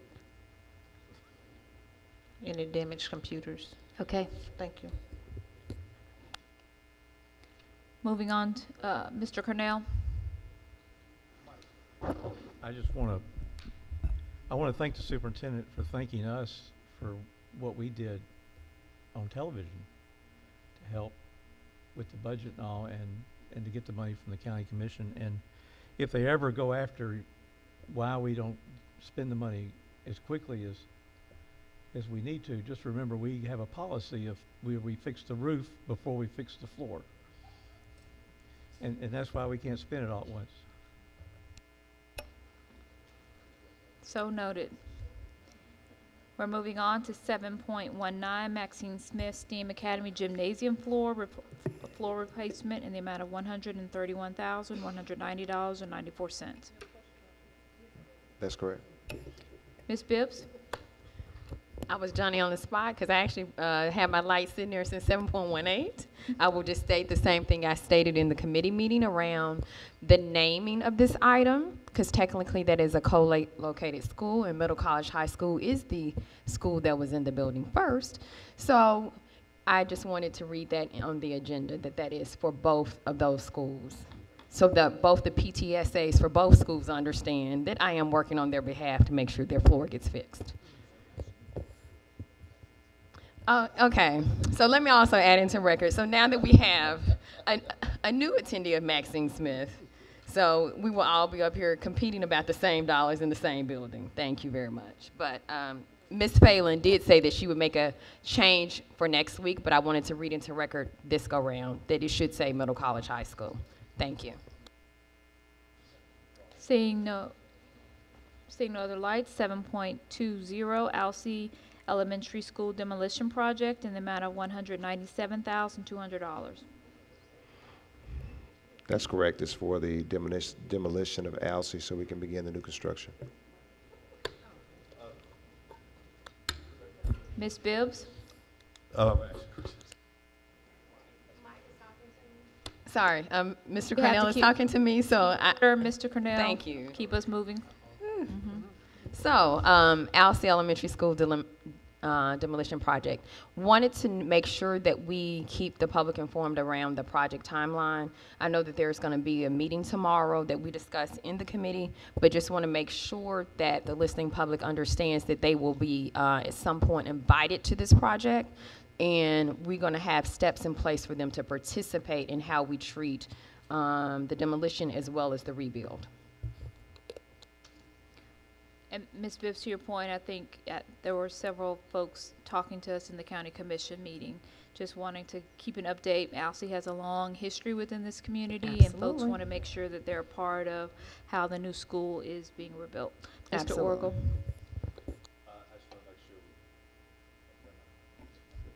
That we keep the community involved. All right. All right. 7.21, school cafeteria redesign, Kirby and Whitehaven High School in the amount of $292,315. That's correct, Madam Chair. We'll be redesigning the cafeterias at Kirby and Whitehaven. I think this item was discussed in facilities today, so we probably have gotten all those questions answered if there were any. 7.22, White Station High School improvements in the amount of $1,327,700. Yes, and I believe this was probably discussed in the Facilities Committee as well. That's correct. Mr. Orgel?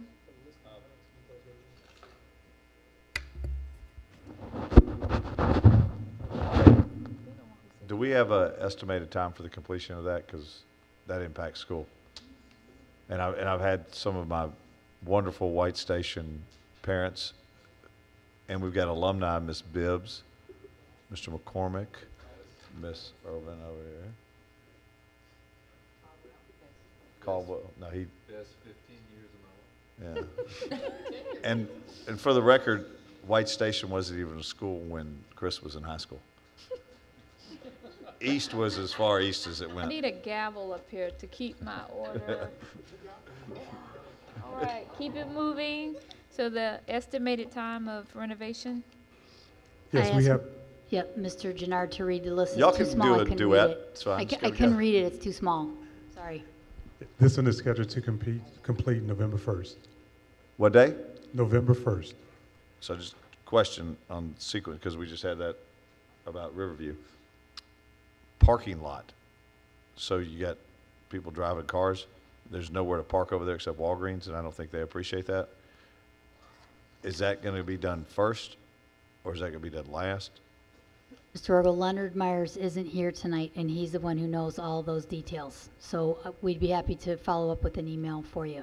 Yeah, just send me an email, and then I'll Yeah, forward that on. okay. I know we're telling the school about it. I'm Yep. sure the bathroom and all that stuff will be done. Right, that's our challenge. He's out on a medical, so Oh, good. we're Well, having a he's okay. challenge with the update. Okay.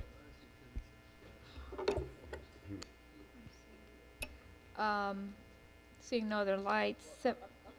Make a quick comment, Superintendent. Again, just echoing the obvious, I think Chief Phelan indicated, you know, you have heard the cry on project management, from this board, the county commission, and your team, obviously indicating what this help means to their department. But with good project managers, even when someone's absent, we know where we are. Matter of fact, I don't need to ask a question. I can just click, and I know where we are when things change, when date changes. We know exactly where we are in that scope of work, and I think it's going to be a game changer for us getting these projects done on time. Ms. Love? So speaking of parking lots, I do want to thank Chief Phelan for fixing Lucy Elementary's parking lot on yesterday. Thank you, ma'am. So, Ms. Love, is your question related to Whitehaven High School improvements? I said, speaking of parking lots. Okay, if it's not a question directly related, we're going to move on, and you can send a question to the superintendent and his staff, and they will make sure to get that open. Okay. Thanks, Ms. Love, for the shout out. 7.23 vehicle replacement facilities management and grounds in the amount of $586,602.39. This is for 19 facilities and maintenance and grounds vehicles. I think this was discussed in facilities, so we're going to move on to 7. Ms. Avon, I need to change one word, and Shanice asked me to call it out. It should say facilities maintenance and grounds, not management, so we're going to take care of that. Okay, thank you. Mr. Orgel? So in the facilities meeting, we had a lengthy discussion on this. The two things I want to ask. I don't think I saw this part in there. One, did we not determine that we were 3 vehicles short on the pricing here? So that needs to be corrected for the board meeting if in fact it goes forward, and want to make sure you're taken care of. And I know this was, my recollection was this was a state contract. Yes. So Friedland Automotive in Nashville won the state contract. Mm-hmm. So it's more expedient to buy it from them because it's under state contract. We've done that with computers and some other stuff. Is it not, if we approve this, can we at least ask some locals to bid on it? Because they know what the amount is of the state contract. And it's just a lot of cars to drive them from Nashville. I don't know if there was a delivery charge. I didn't see that on that. Oh, there is a destination charge. But that might be to get it from Indiana or something. But what I'm saying to you is, if we approve, can we approve the amount and to buy the vehicles, and then you guys solicit some bids for it? I don't think so. I mean, I don't believe you can do that. You understand what I'm saying? Is Yeah, why I can't we do, buy but this locally? we leveraged the state contract so we could, you know, benefit from a process that had already been gone through in terms of piggybacking on that vehicle. So if we want to bid them, then we have to go through a bid process. And we were trying to do this to spend the in-year funds and encumber them by the end of the month. So that's why we piggybacked off of the state contract. Can you think of a way we could do this? Maybe we could include some local people. It's some good, $600,000-700,000 helps our sales tax, which doesn't in turn help us with what we get reimbursed to us. I'm just asking. Yeah, and I mean, I don't have a problem with buying the vehicles. They explain that very well, and maybe you can encumber the funds and let them bid it out up to that amount or something. I'm just trying to help us in the community. Just as follow-up to Mr. Orgel's question, when we were piggybacking on the state contract for the computers, there was an approved vendor list that we could choose from. So the question is there an approved vendor list that might include some local businesses that could possibly benefit from this? It's a question about process for this particular Right. state contract.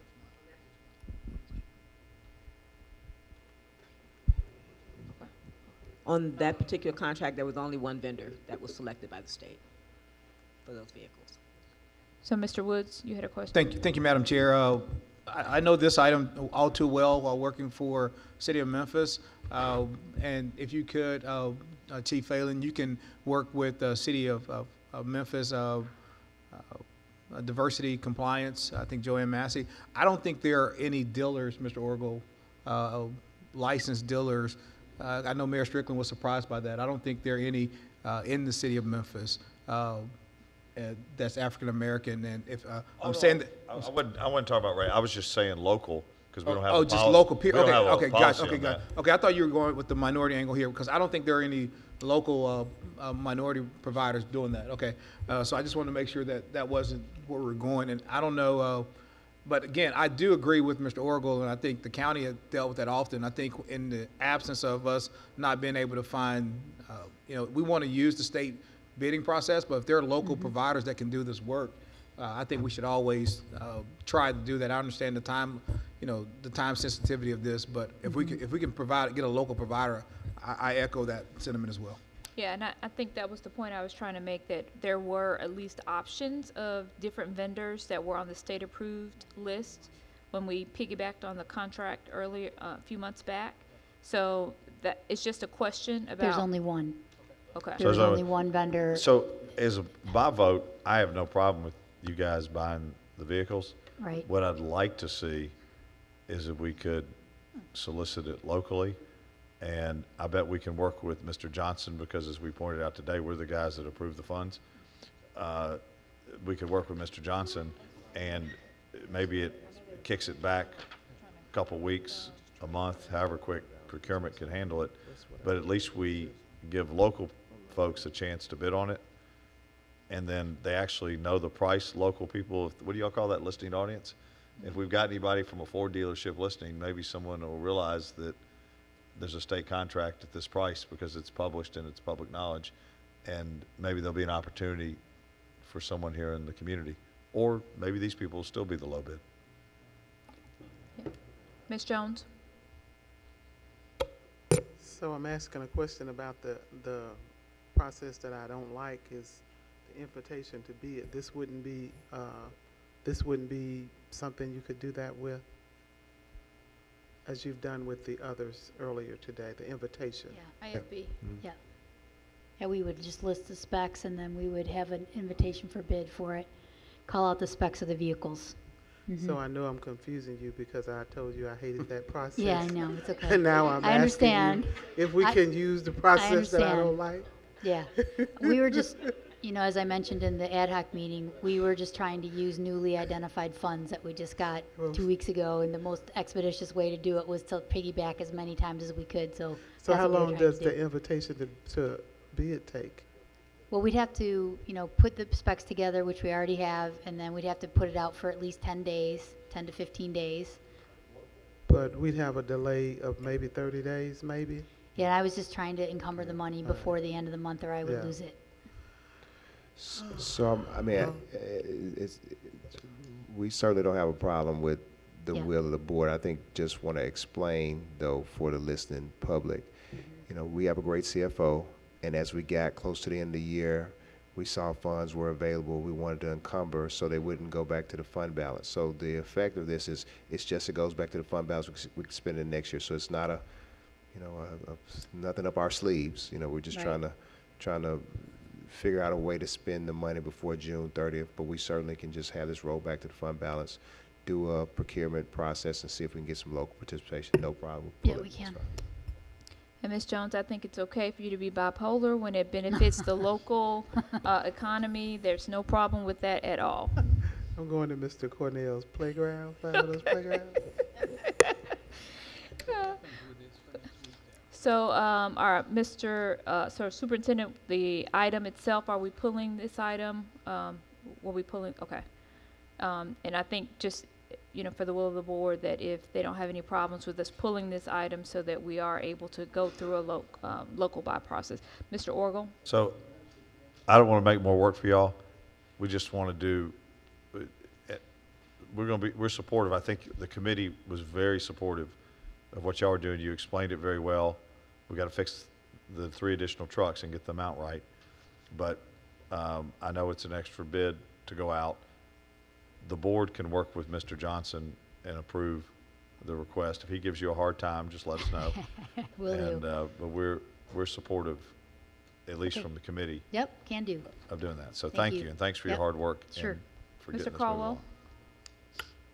So I would ask if there's just any way that we could then just remove the car purchase from this item, because there were several schools that were due to get some repairs done. And if we pull the whole thing, aren't we slowing that part down? They were correcting some things over the summer. I guess it's just the vehicle replacement, 7.23.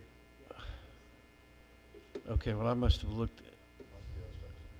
Okay, all right, that was brought together just on the agenda there, so I thought it was going to be on the same thing. My mistake. It's just for the maintenance and grounds, but it's not an actual, any of those none of maintenance and grounds issues. I think it's the department. So does this not include maintenance to the grounds? No, as well? these are just vehicles for the facilities maintenance and grounds department. Okay. Yeah, that line item 7.23 is just for vehicles. Okay. Yep. Okay, seeing no other lights, we're going to move on to 7.24, Whitehaven High School renovations in the amount of $1.937558. That number is hard to say for some reason for me. Thank you, Madam Chair. I believe this was submitted in the Facilities Committee. I did want to ask a question about the timeline. There are many people that are calling and texting about this particular item, Yep. hopeful that it was going to be earlier, so just a timeline on when the renovations. We have it. Jannard, is it 11-1? I think it's 11-1 too.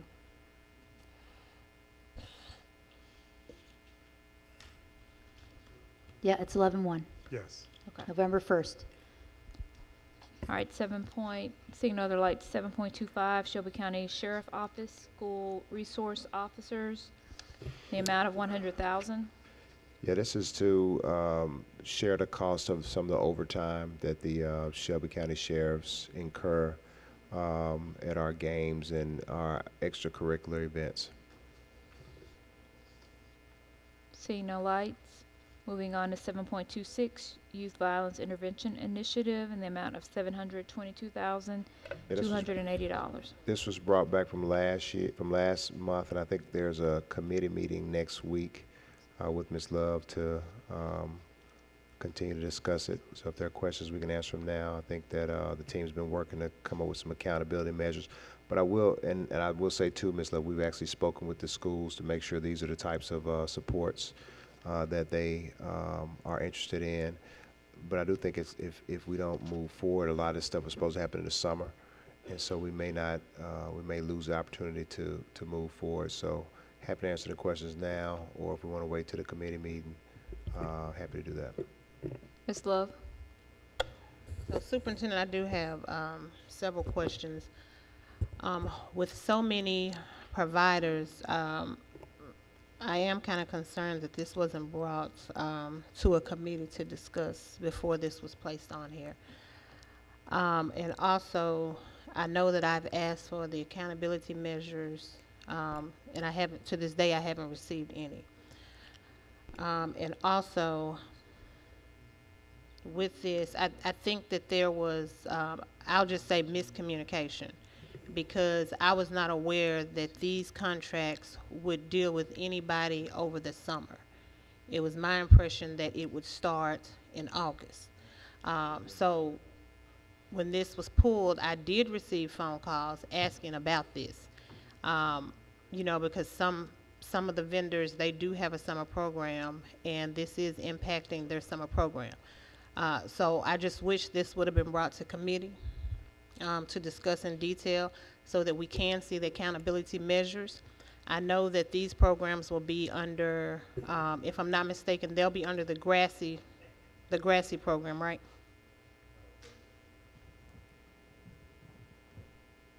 They'll be incorporated under the Grassy umbrella. They'll be separate from Grassy, but they'll be incorporated, dealing with the same issues that Grassy deals with. Okay. So when we do have our meeting next week, some of the things that I would like to see and the other board members want to chime in on, how many programs do we have that are supporting our children? What is the data on those programs that are supporting our children? What is the data that we have as it relates to our school issues and what the police are saying? And I don't know who's taking notes, but this is what I want to make sure we discuss in our meeting next week. Also, even as it relates to the issues, I know you said you talked to the school superintendent, you talked to the principal, so what do they say they need? And I'm not speaking of a conversation saying this is what we have.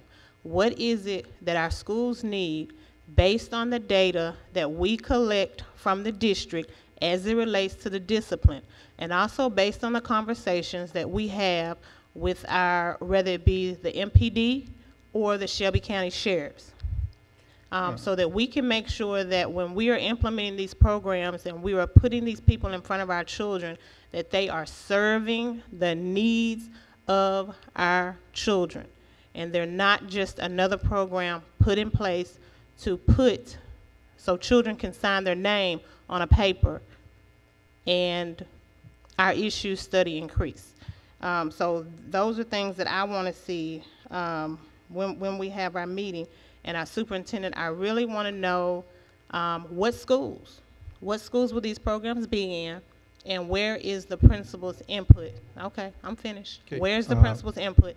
And I did write these down, so if you want me to send them to you in an email so we can make sure that we're clear on everything that we need, I'm happy to do that. And I have no problem getting our children what they need, but I really want to make sure that we're doing what's in the best interest of our children. Mr. Love, just to answer some of the questions before we have the committee meeting, we did submit some answers to your questions. I don't know if you got them, but they were submitted prior to the meeting, answering about the accountability measures. And these programs fall under the Grassy umbrella. And as they're a result of the resolution that was passed as a result of dealing with the type of incidents that we were having with that population of students. We sent a survey out to principals. Those surveys have come back, and we have a preliminary information as to what some of the principals do want as it relates to violence, dealing with some violence in their schools, as what we talked about that the resolution was supposed to cover. The other part of it is that we will provide the information on the context of the situations that these programs are to cover as it relates to dealing with the type of issues that the program it'll parallel what Grassy does, and it'll give us other opportunities to give our providers, the people who will be helping, some information as it relates to dealing with these issues. And I think too, Ms. Love, even in the meeting, if we need to talk about going back to the drawing board, because I think that the way this came about is that I think there was a resolution. I think you sponsored it around reaching out to community partners who could help us address some of our issues. So we thought we were doing that, but if this isn't what the will of the board is, or if they want something more specific, I mean, we could go back to the drawing board. I mean, I think we're just trying to execute on what we were directed to do. So clarification, this is what the resolution stated. What I'm concerned about is, in my opinion, this should have been brought before a committee. So all the questions that we have could have been asked in the committee, and the information could have been provided. All we have is the contracts that were approved. How many vendors submitted an application? What is the criteria sheet to determine why these vendors were selected? Those are things that could have been asked in a committee. So I'm not, and by no means am I saying that our children don't need support, because we know that they do, because I submitted their resolution. What I'm saying is, when we do this, make sure we as a board have all of the information needed to support what the district is recommending. Mr. Caldwell. So I'm looking at a couple of these contracts, and I see in-school intervention, gang education, prevention, hall monitoring, before and after school patrol, cafeteria monitoring, but it doesn't give any metrics of what kind of behaviors you're trying to address. Somewhere where we can gauge that these folks are doing what they're supposed to be doing. They're having the meetings, and then it says employability skills training. I think we have some of that in other parts of the school, in the school system. So I don't see anything on here that would lead me to believe that, and I haven't seen a report that shows we're trying to, that because of the conflict resolution and anger management, in this school we saw it drop X percent. Coping skills, goal setting. It would be nice to have some metrics that prove that one, they were doing what they're getting paid to do, and two, they're doing a good job at it, and it's reducing some of the reasons, some of the behaviors that we're trying to stop by even hiring these folks. So I would ask you, there's no reason even now that you can't come up with a really thoughtful, structured group of metrics that shows us we're getting somewhere. Mr. Woods? Thank you, Madam Chair. I think Mr. Caldwell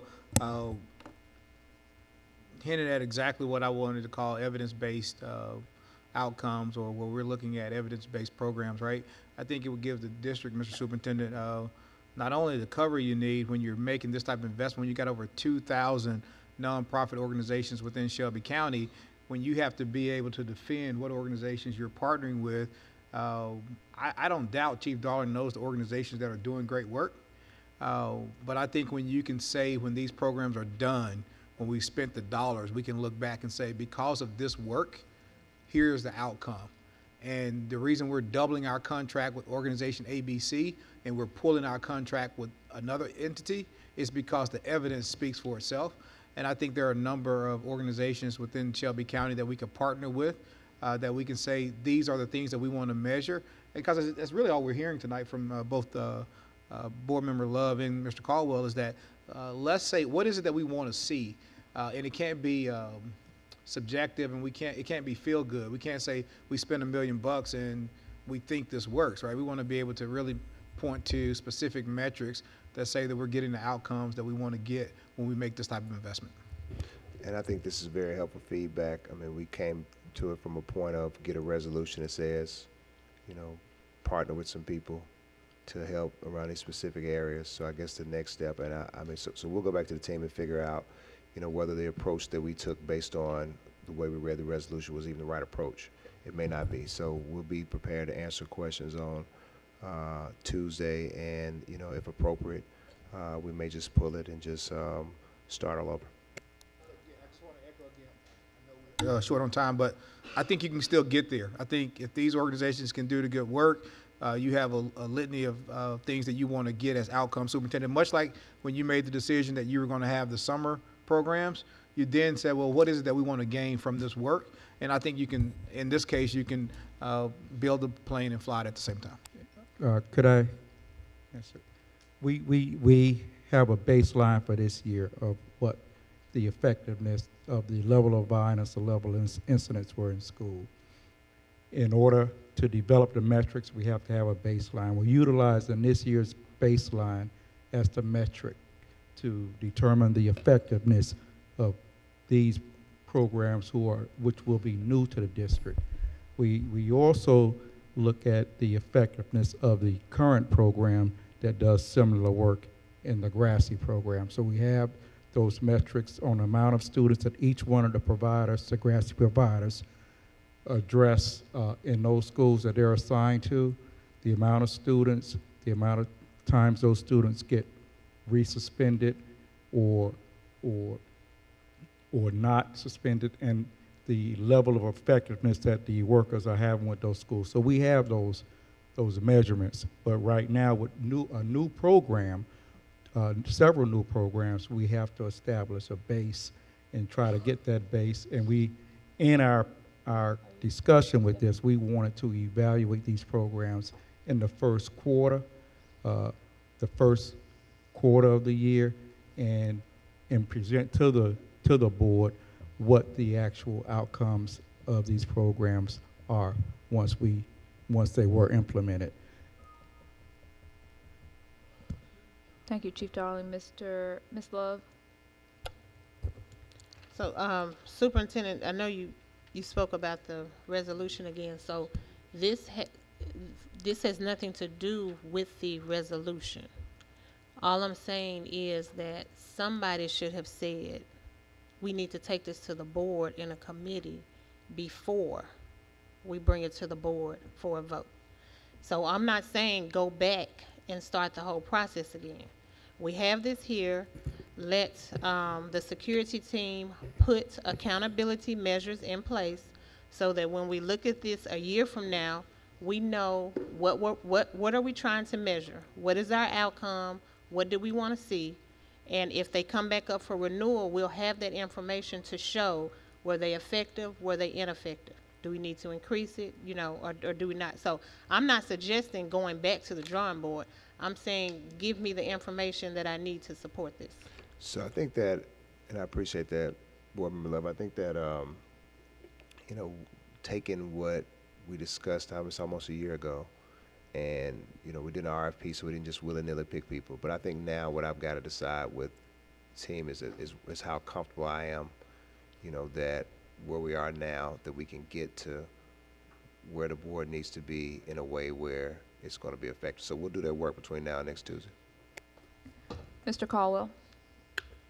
So I think you probably already have some baseline data, academic data, that certainly I would think that would be one of the end goals to this, is to see more kids graduate, see them you know, do better you know, as they progress through school.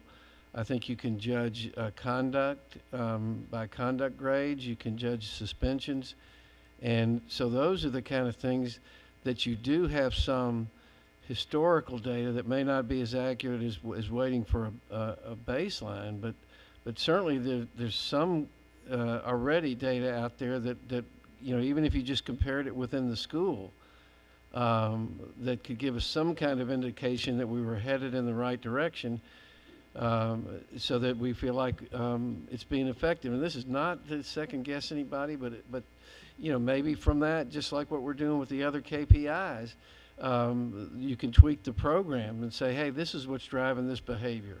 But absent getting to where we can, you know, gather information that gives us some insight in that, I think they're not going to be as effective as they could be. Could I answer that, Mr. Caldwell? We have the baseline data for the program that will be similar to the ones that we selected through the RFP process, and each vendor is evaluated on the successes of the children that he interacts with, and the data for those programs is very good. We have that. We can share that with you, but we do have, like you said, a baseline and indications of effectiveness from each and every one of the current vendors that are doing this similar work that we're asking for approval for. So, Superintendent, just I guess as another, you know, way to think about this, how is the data that under the Grassy umbrella, how is that integrated with what you're getting from the seed office? Because I think to board members' points, if you have specific schools that you're implementing these programs, obviously some of that data that we would be getting about truancy, about behavior problems, would be what you're actually trying to reduce or decrease outcomes towards. And just as a funder, I think it's important that we are utilizing evidence-based programs, as Mr. Wood said. And I'm happy, as a, you know, in my day job, that's what we do, are fund programs. I'm happy to provide the criteria that is used for a program to be considered evidence-based.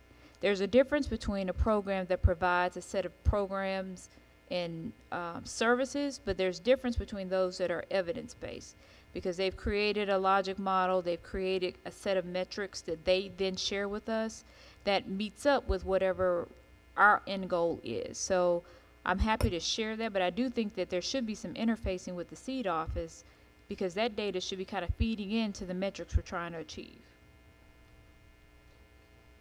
All right. Seeing no other lights, I'm assuming we're going to move this one to an action item. And then, you know, we can decide whether or not, how the board wants to move forward. Moving on to 7.27, resolution to fund deficits in internal school fund accounts. Thank you, Madam Chair. I think we did a presentation before the Audit Budget Finance Committee a few months ago. Essentially, we have some schools that have deficits in their accounts, and we want to bring them back to even. And just for some context, I think around $40 million goes in and out of these accounts every year, and I think the deficit is about $64,000. So we're asking the board, because the statute requires us to you know, to bring these schools balance in order, make it zero, and it's about a $64,000 request. And what I've learned over the past few days, there are a lot of ways. What typically happens is, you know, school says, you know, we're going to do a field trip, we're going to front the money, and then we're going to, you know, have a fundraiser to raise the dollars. They don't raise enough dollars, and then they have a negative balance. Or school buys cheerleading uniforms for kids, and then they're not able to make up the difference. And then just over time, I think the auditors flagged some of this, and I know that Mr. Johnson, Mark Edenview, and Mr. Patman have worked with the auditors to clean most of this up, but there were some old ones, and the comptroller has basically directed us to replenish the amounts. Mr. Caldwell? I'm glad to hear that it's only $64,000. I would like at some point for them to report back out to maybe recommendations for how they're going to change the behavior of some of the principals. And the only other thing, and this is a Billy Orgel kind of thing, 1, 2, 3, the fourth whereas got turned into whereas. It's an A instead of Yes, an E. so Mark has done, Chief Patman, Mark Edenview and I, we met this morning with Drs. Ray, Blessing, and he actually has a plan in terms of how to change behavior, how to monitor, how to provide training to principals, because what we don't want to do is create an incentive where we're paying down deficit accounts. We want to address the root cause, and then we also want to make sure that we're holding our principals accountable. But I think first we have to take preventative measures by monitoring and providing training before we can hold people accountable. And we'll definitely make sure that the principals are part of that process of how that happens. So I appreciate the response, and I think that's the right way to go about it, is to give them a chance and make sure they have robust training and then hold them accountable. But are you going to change that A to an E on the fourth whereas? Oh, sorry. Yes, okay. That will get changed. Thank you. I appreciate that. And Dr. Ray, could you share with the board the plan around, you know, the recommendations around addressing the behavior? Just, I mean, you can do it in writing, or if you would give a really high level synopsis, or, you know, just whatever the board's pleasure. But I just want to make sure they have it. It'd be good to have something in writing. Superintendent, should this resolution include the amount that we are needing to fund to schools to? No, it doesn't have to include the amount. I think that Chief Johnson, Mr. Patman worked with the comptroller on the resolution. Okay, thank you. 7.28 consolidated school administration application. Mr. Johnson. So this is our consolidated funding application, and this is really our application in terms of ESSA and IDA. Under the ESSA grant, that includes Title I, Part A, Title I, Neglected and Delinquent, Title II, Title III, and Title IV as well. And then there's IDA in terms of IDA Part B that's included. I won't go through all the details of the grant. It's a 450-page application that we do each year.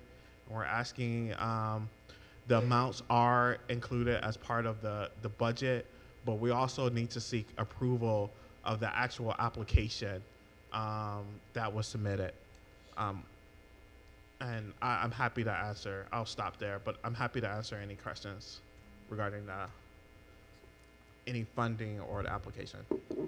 So just for clarification, what exactly does what does it mean? So what the state does is they each year they have one application that consolidates all of our not all of our federal grants, but all of the ESSA federal grants plus IDA. Okay.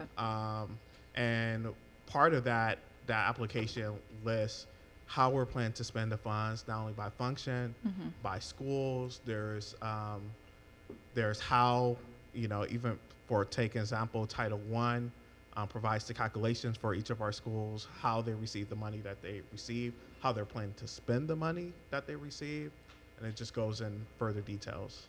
So this is just another way of saying it's a way for us to allocate in our different types of funds. Yes, and this would be, this document right here would just be the actual application that we filed, and as part of the requirement from the state is that we can file the application before the board approves, but the board must approve the application. And it's just another requirement under ESSA. Yes. Okay. Seeing no lights, moving on to 7.29, 2018-19 budget discussion. Thank you, Madam Chair. This is a resolution for final approval of our 18-19 budget. I'll turn it over to Mr. Johnson. Yes. So first, thank the board for the support. So we have from yesterday, we have drafted a resolution in terms of our operating budget that includes the $12.7 million funding, and that funding is divided in two ways. One, there's about 6.1 that will be a part of the education funds that could be considered reoccurring. Then there's 6.6 that is for non-reoccurring expenses. That's included and as part of the county funds in Exhibit A of the resolution under general fund. We also have included the 90.3 of capital funds that were approved by the county as well within that exhibit as well. And again, this was a really collaborative effort from our board, from the community, from our parents, teachers, and students as well. And one, I like to just personally thank everyone, the board, particularly, Chairwoman Avent and Board Member Carwell for just your guidance for me during this process. I was greatly appreciated.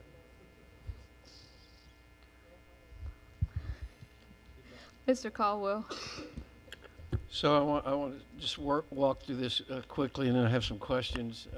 So basically, what we're doing at first, we're moving funds from our fund balance into each individual bucket, and then later on, the second resolution asks us to spend up the fund balance, like in nutrition services. No, Board Member Carwell. This is that discussion will happen in terms of the assignment of our fund balance. This is purely around approving our overall budget. So the 1 point. Right. I'm not talking about the details, but you're saying move the lump sum from general fund balance on the first one, $49 million. Oh, yeah. And then you're saying move it. Let me get it in front of me. Where you said move $49 million from general fund balance to the proposed to the fiscal year proposed fund general balance, and then you're saying that to use fund balance to move into that individual department's budget, right? Right. So how it. So I mean, it's just I it's just a your mechanism point. to get it where it is, so you're pulling it out from the right fund. All right. Actually, now. So, Okay. So yes. So part of this resolution is saying that the board is allocating $49 million. 30 of that is unassigned. About another 11 is assigned. So that will be reflected in individuals, and the total expense in individuals' Right. departments. Okay, throughout. so then I have a question for you, because you say that 3.749951 million is to be appropriated to the balance of the fiscal year proposed nutrition services programs budget, right? It's, No. okay, so we you should got a not new be one from the assigning one any that you fund gave us balance to yesterday, nutrition. all right? Yeah. Where did the numbers change? Because I started looking through the numbers. I know there was one page difference. So if you look at the third page,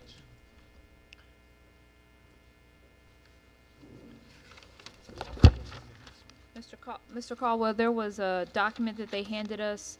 Are you looking at that document, the one that was just handed out during the board meeting Okay. as they Is updated it- the? Is it not the one that's posted? Is it not the one on board docs, right? It's this one right here? it should be on board docs.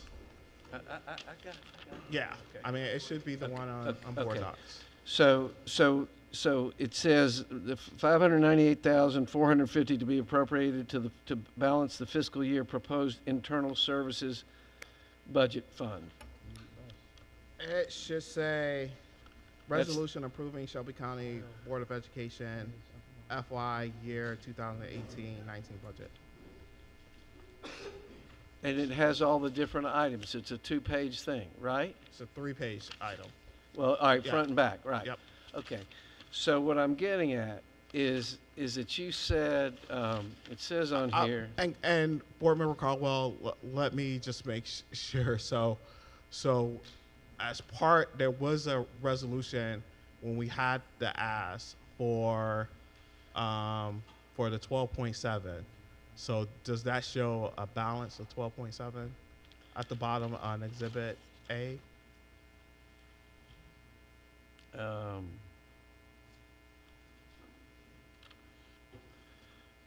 I don't Should be see- a remaining difference for the general fund of 12.7. No, I don't What the resolution that we're asking is a balanced budget all the way through. Okay. I'm just making sure if you have a different copy or not. No, it shows a balanced budget. It Okay. doesn't show a deficit. But if you look at nutrition services, that $3,749,951, right? Yeah, for other local sources. Okay. Yep. So that's what I was trying to find out. Is that not coming from the general fund balance? That's That is coming from not somewhere coming- else? That's correct. That is not coming from the general fund balance. Part of that cost is actually costs related to our non-public schools that may actually provide payment to our nutrition schools for food services. Okay, so that's actually what we received in, and it's not being made up by general fund, right? Absolutely not. The only place Okay. where we're using general fund balance is that 49 million. Okay, and so then, okay, because I didn't notice any difference in the way you worded that one, as Yeah. opposed, because you had, So the as you county have it revenue listed. should be higher by $12.7 million. But then down here you say, a Board of Education approves the use of planned use of fund balance in the amount of $3,749,951. That's Is that the Board old Member one? Caldwell, that may have been the initial version. I think you may have an older, Well, a different version than what has been uploaded. Okay, that is so not, that one- that's not there. Yeah, all right, because that's what threw me off. I don't see that particular amount anymore, probably because it was listed as a fund balance movement and it wasn't supposed to be. That's all I was trying to tell you before we approved it and we sent it to the county commission. At some point, there was some thought around nutrition services would need to use their own fund balance. We got in clarity that that's not needed. So, Okay, well, I just noticed it was listed as coming from the fund balance, but then on this last page, it showed that it was coming from other local sources. So I know one thing we can get in trouble for is saying we're pulling money from one bucket and it's not the bucket that it says on our work. Yeah. All right, thank you. And the resolution that we have, that I think all the board members have, should reflect no use of fund balance for nutrition, and hopefully that matches the exhibit as well.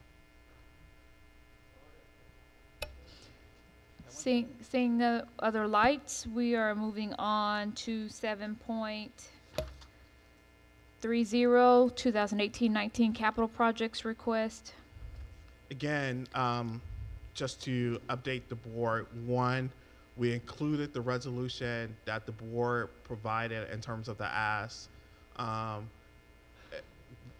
One reason why we included it, in case there were any changes, what I can say is that yesterday the county commission did approve the appropriation for $90.3 million, including our Pacific project list that was a part of our ask. So we don't need to go back to the county commission to ask for approval of our projects unless those projects, unless we want to change those projects. So, one question on this resolution, it has Cummings Construction listed twice for $437,750. Yeah, and I think this was, I think what the board office did was use a prior version. I can assure you that the version that the county commission has does not have Cummings listed twice, nor was that the version that was signed by our board either.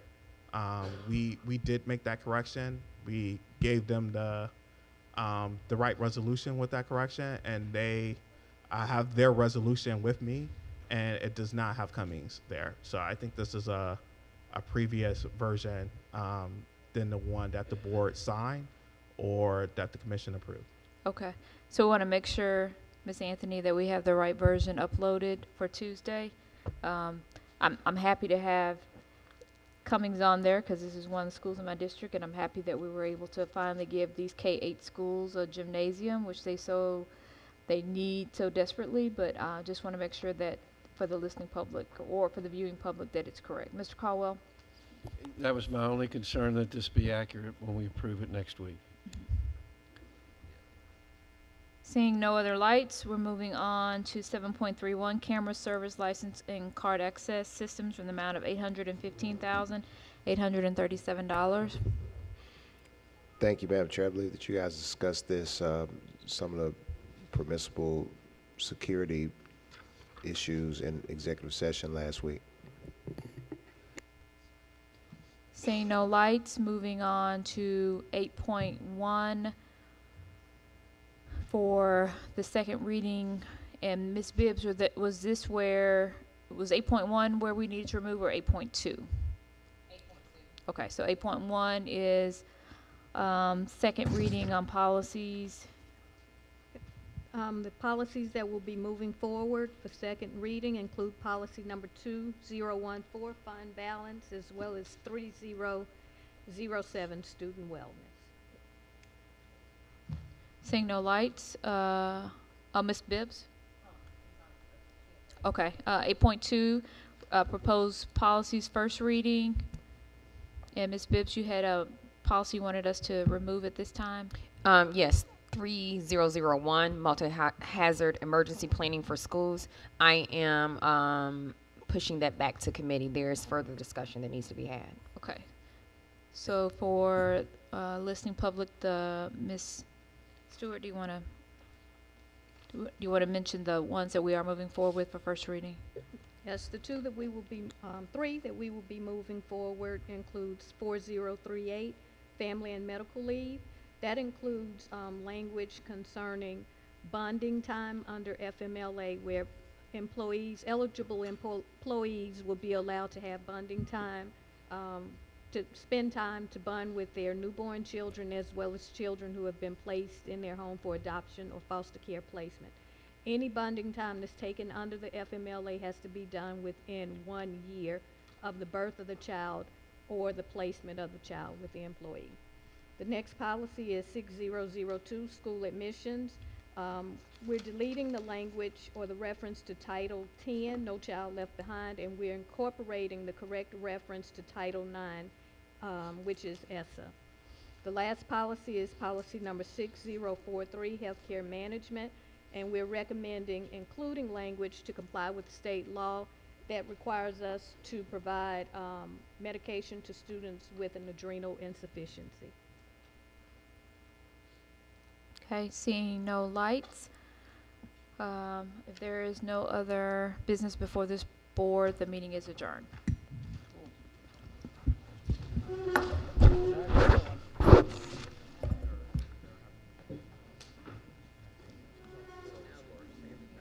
Yeah, they did a small narrative, so.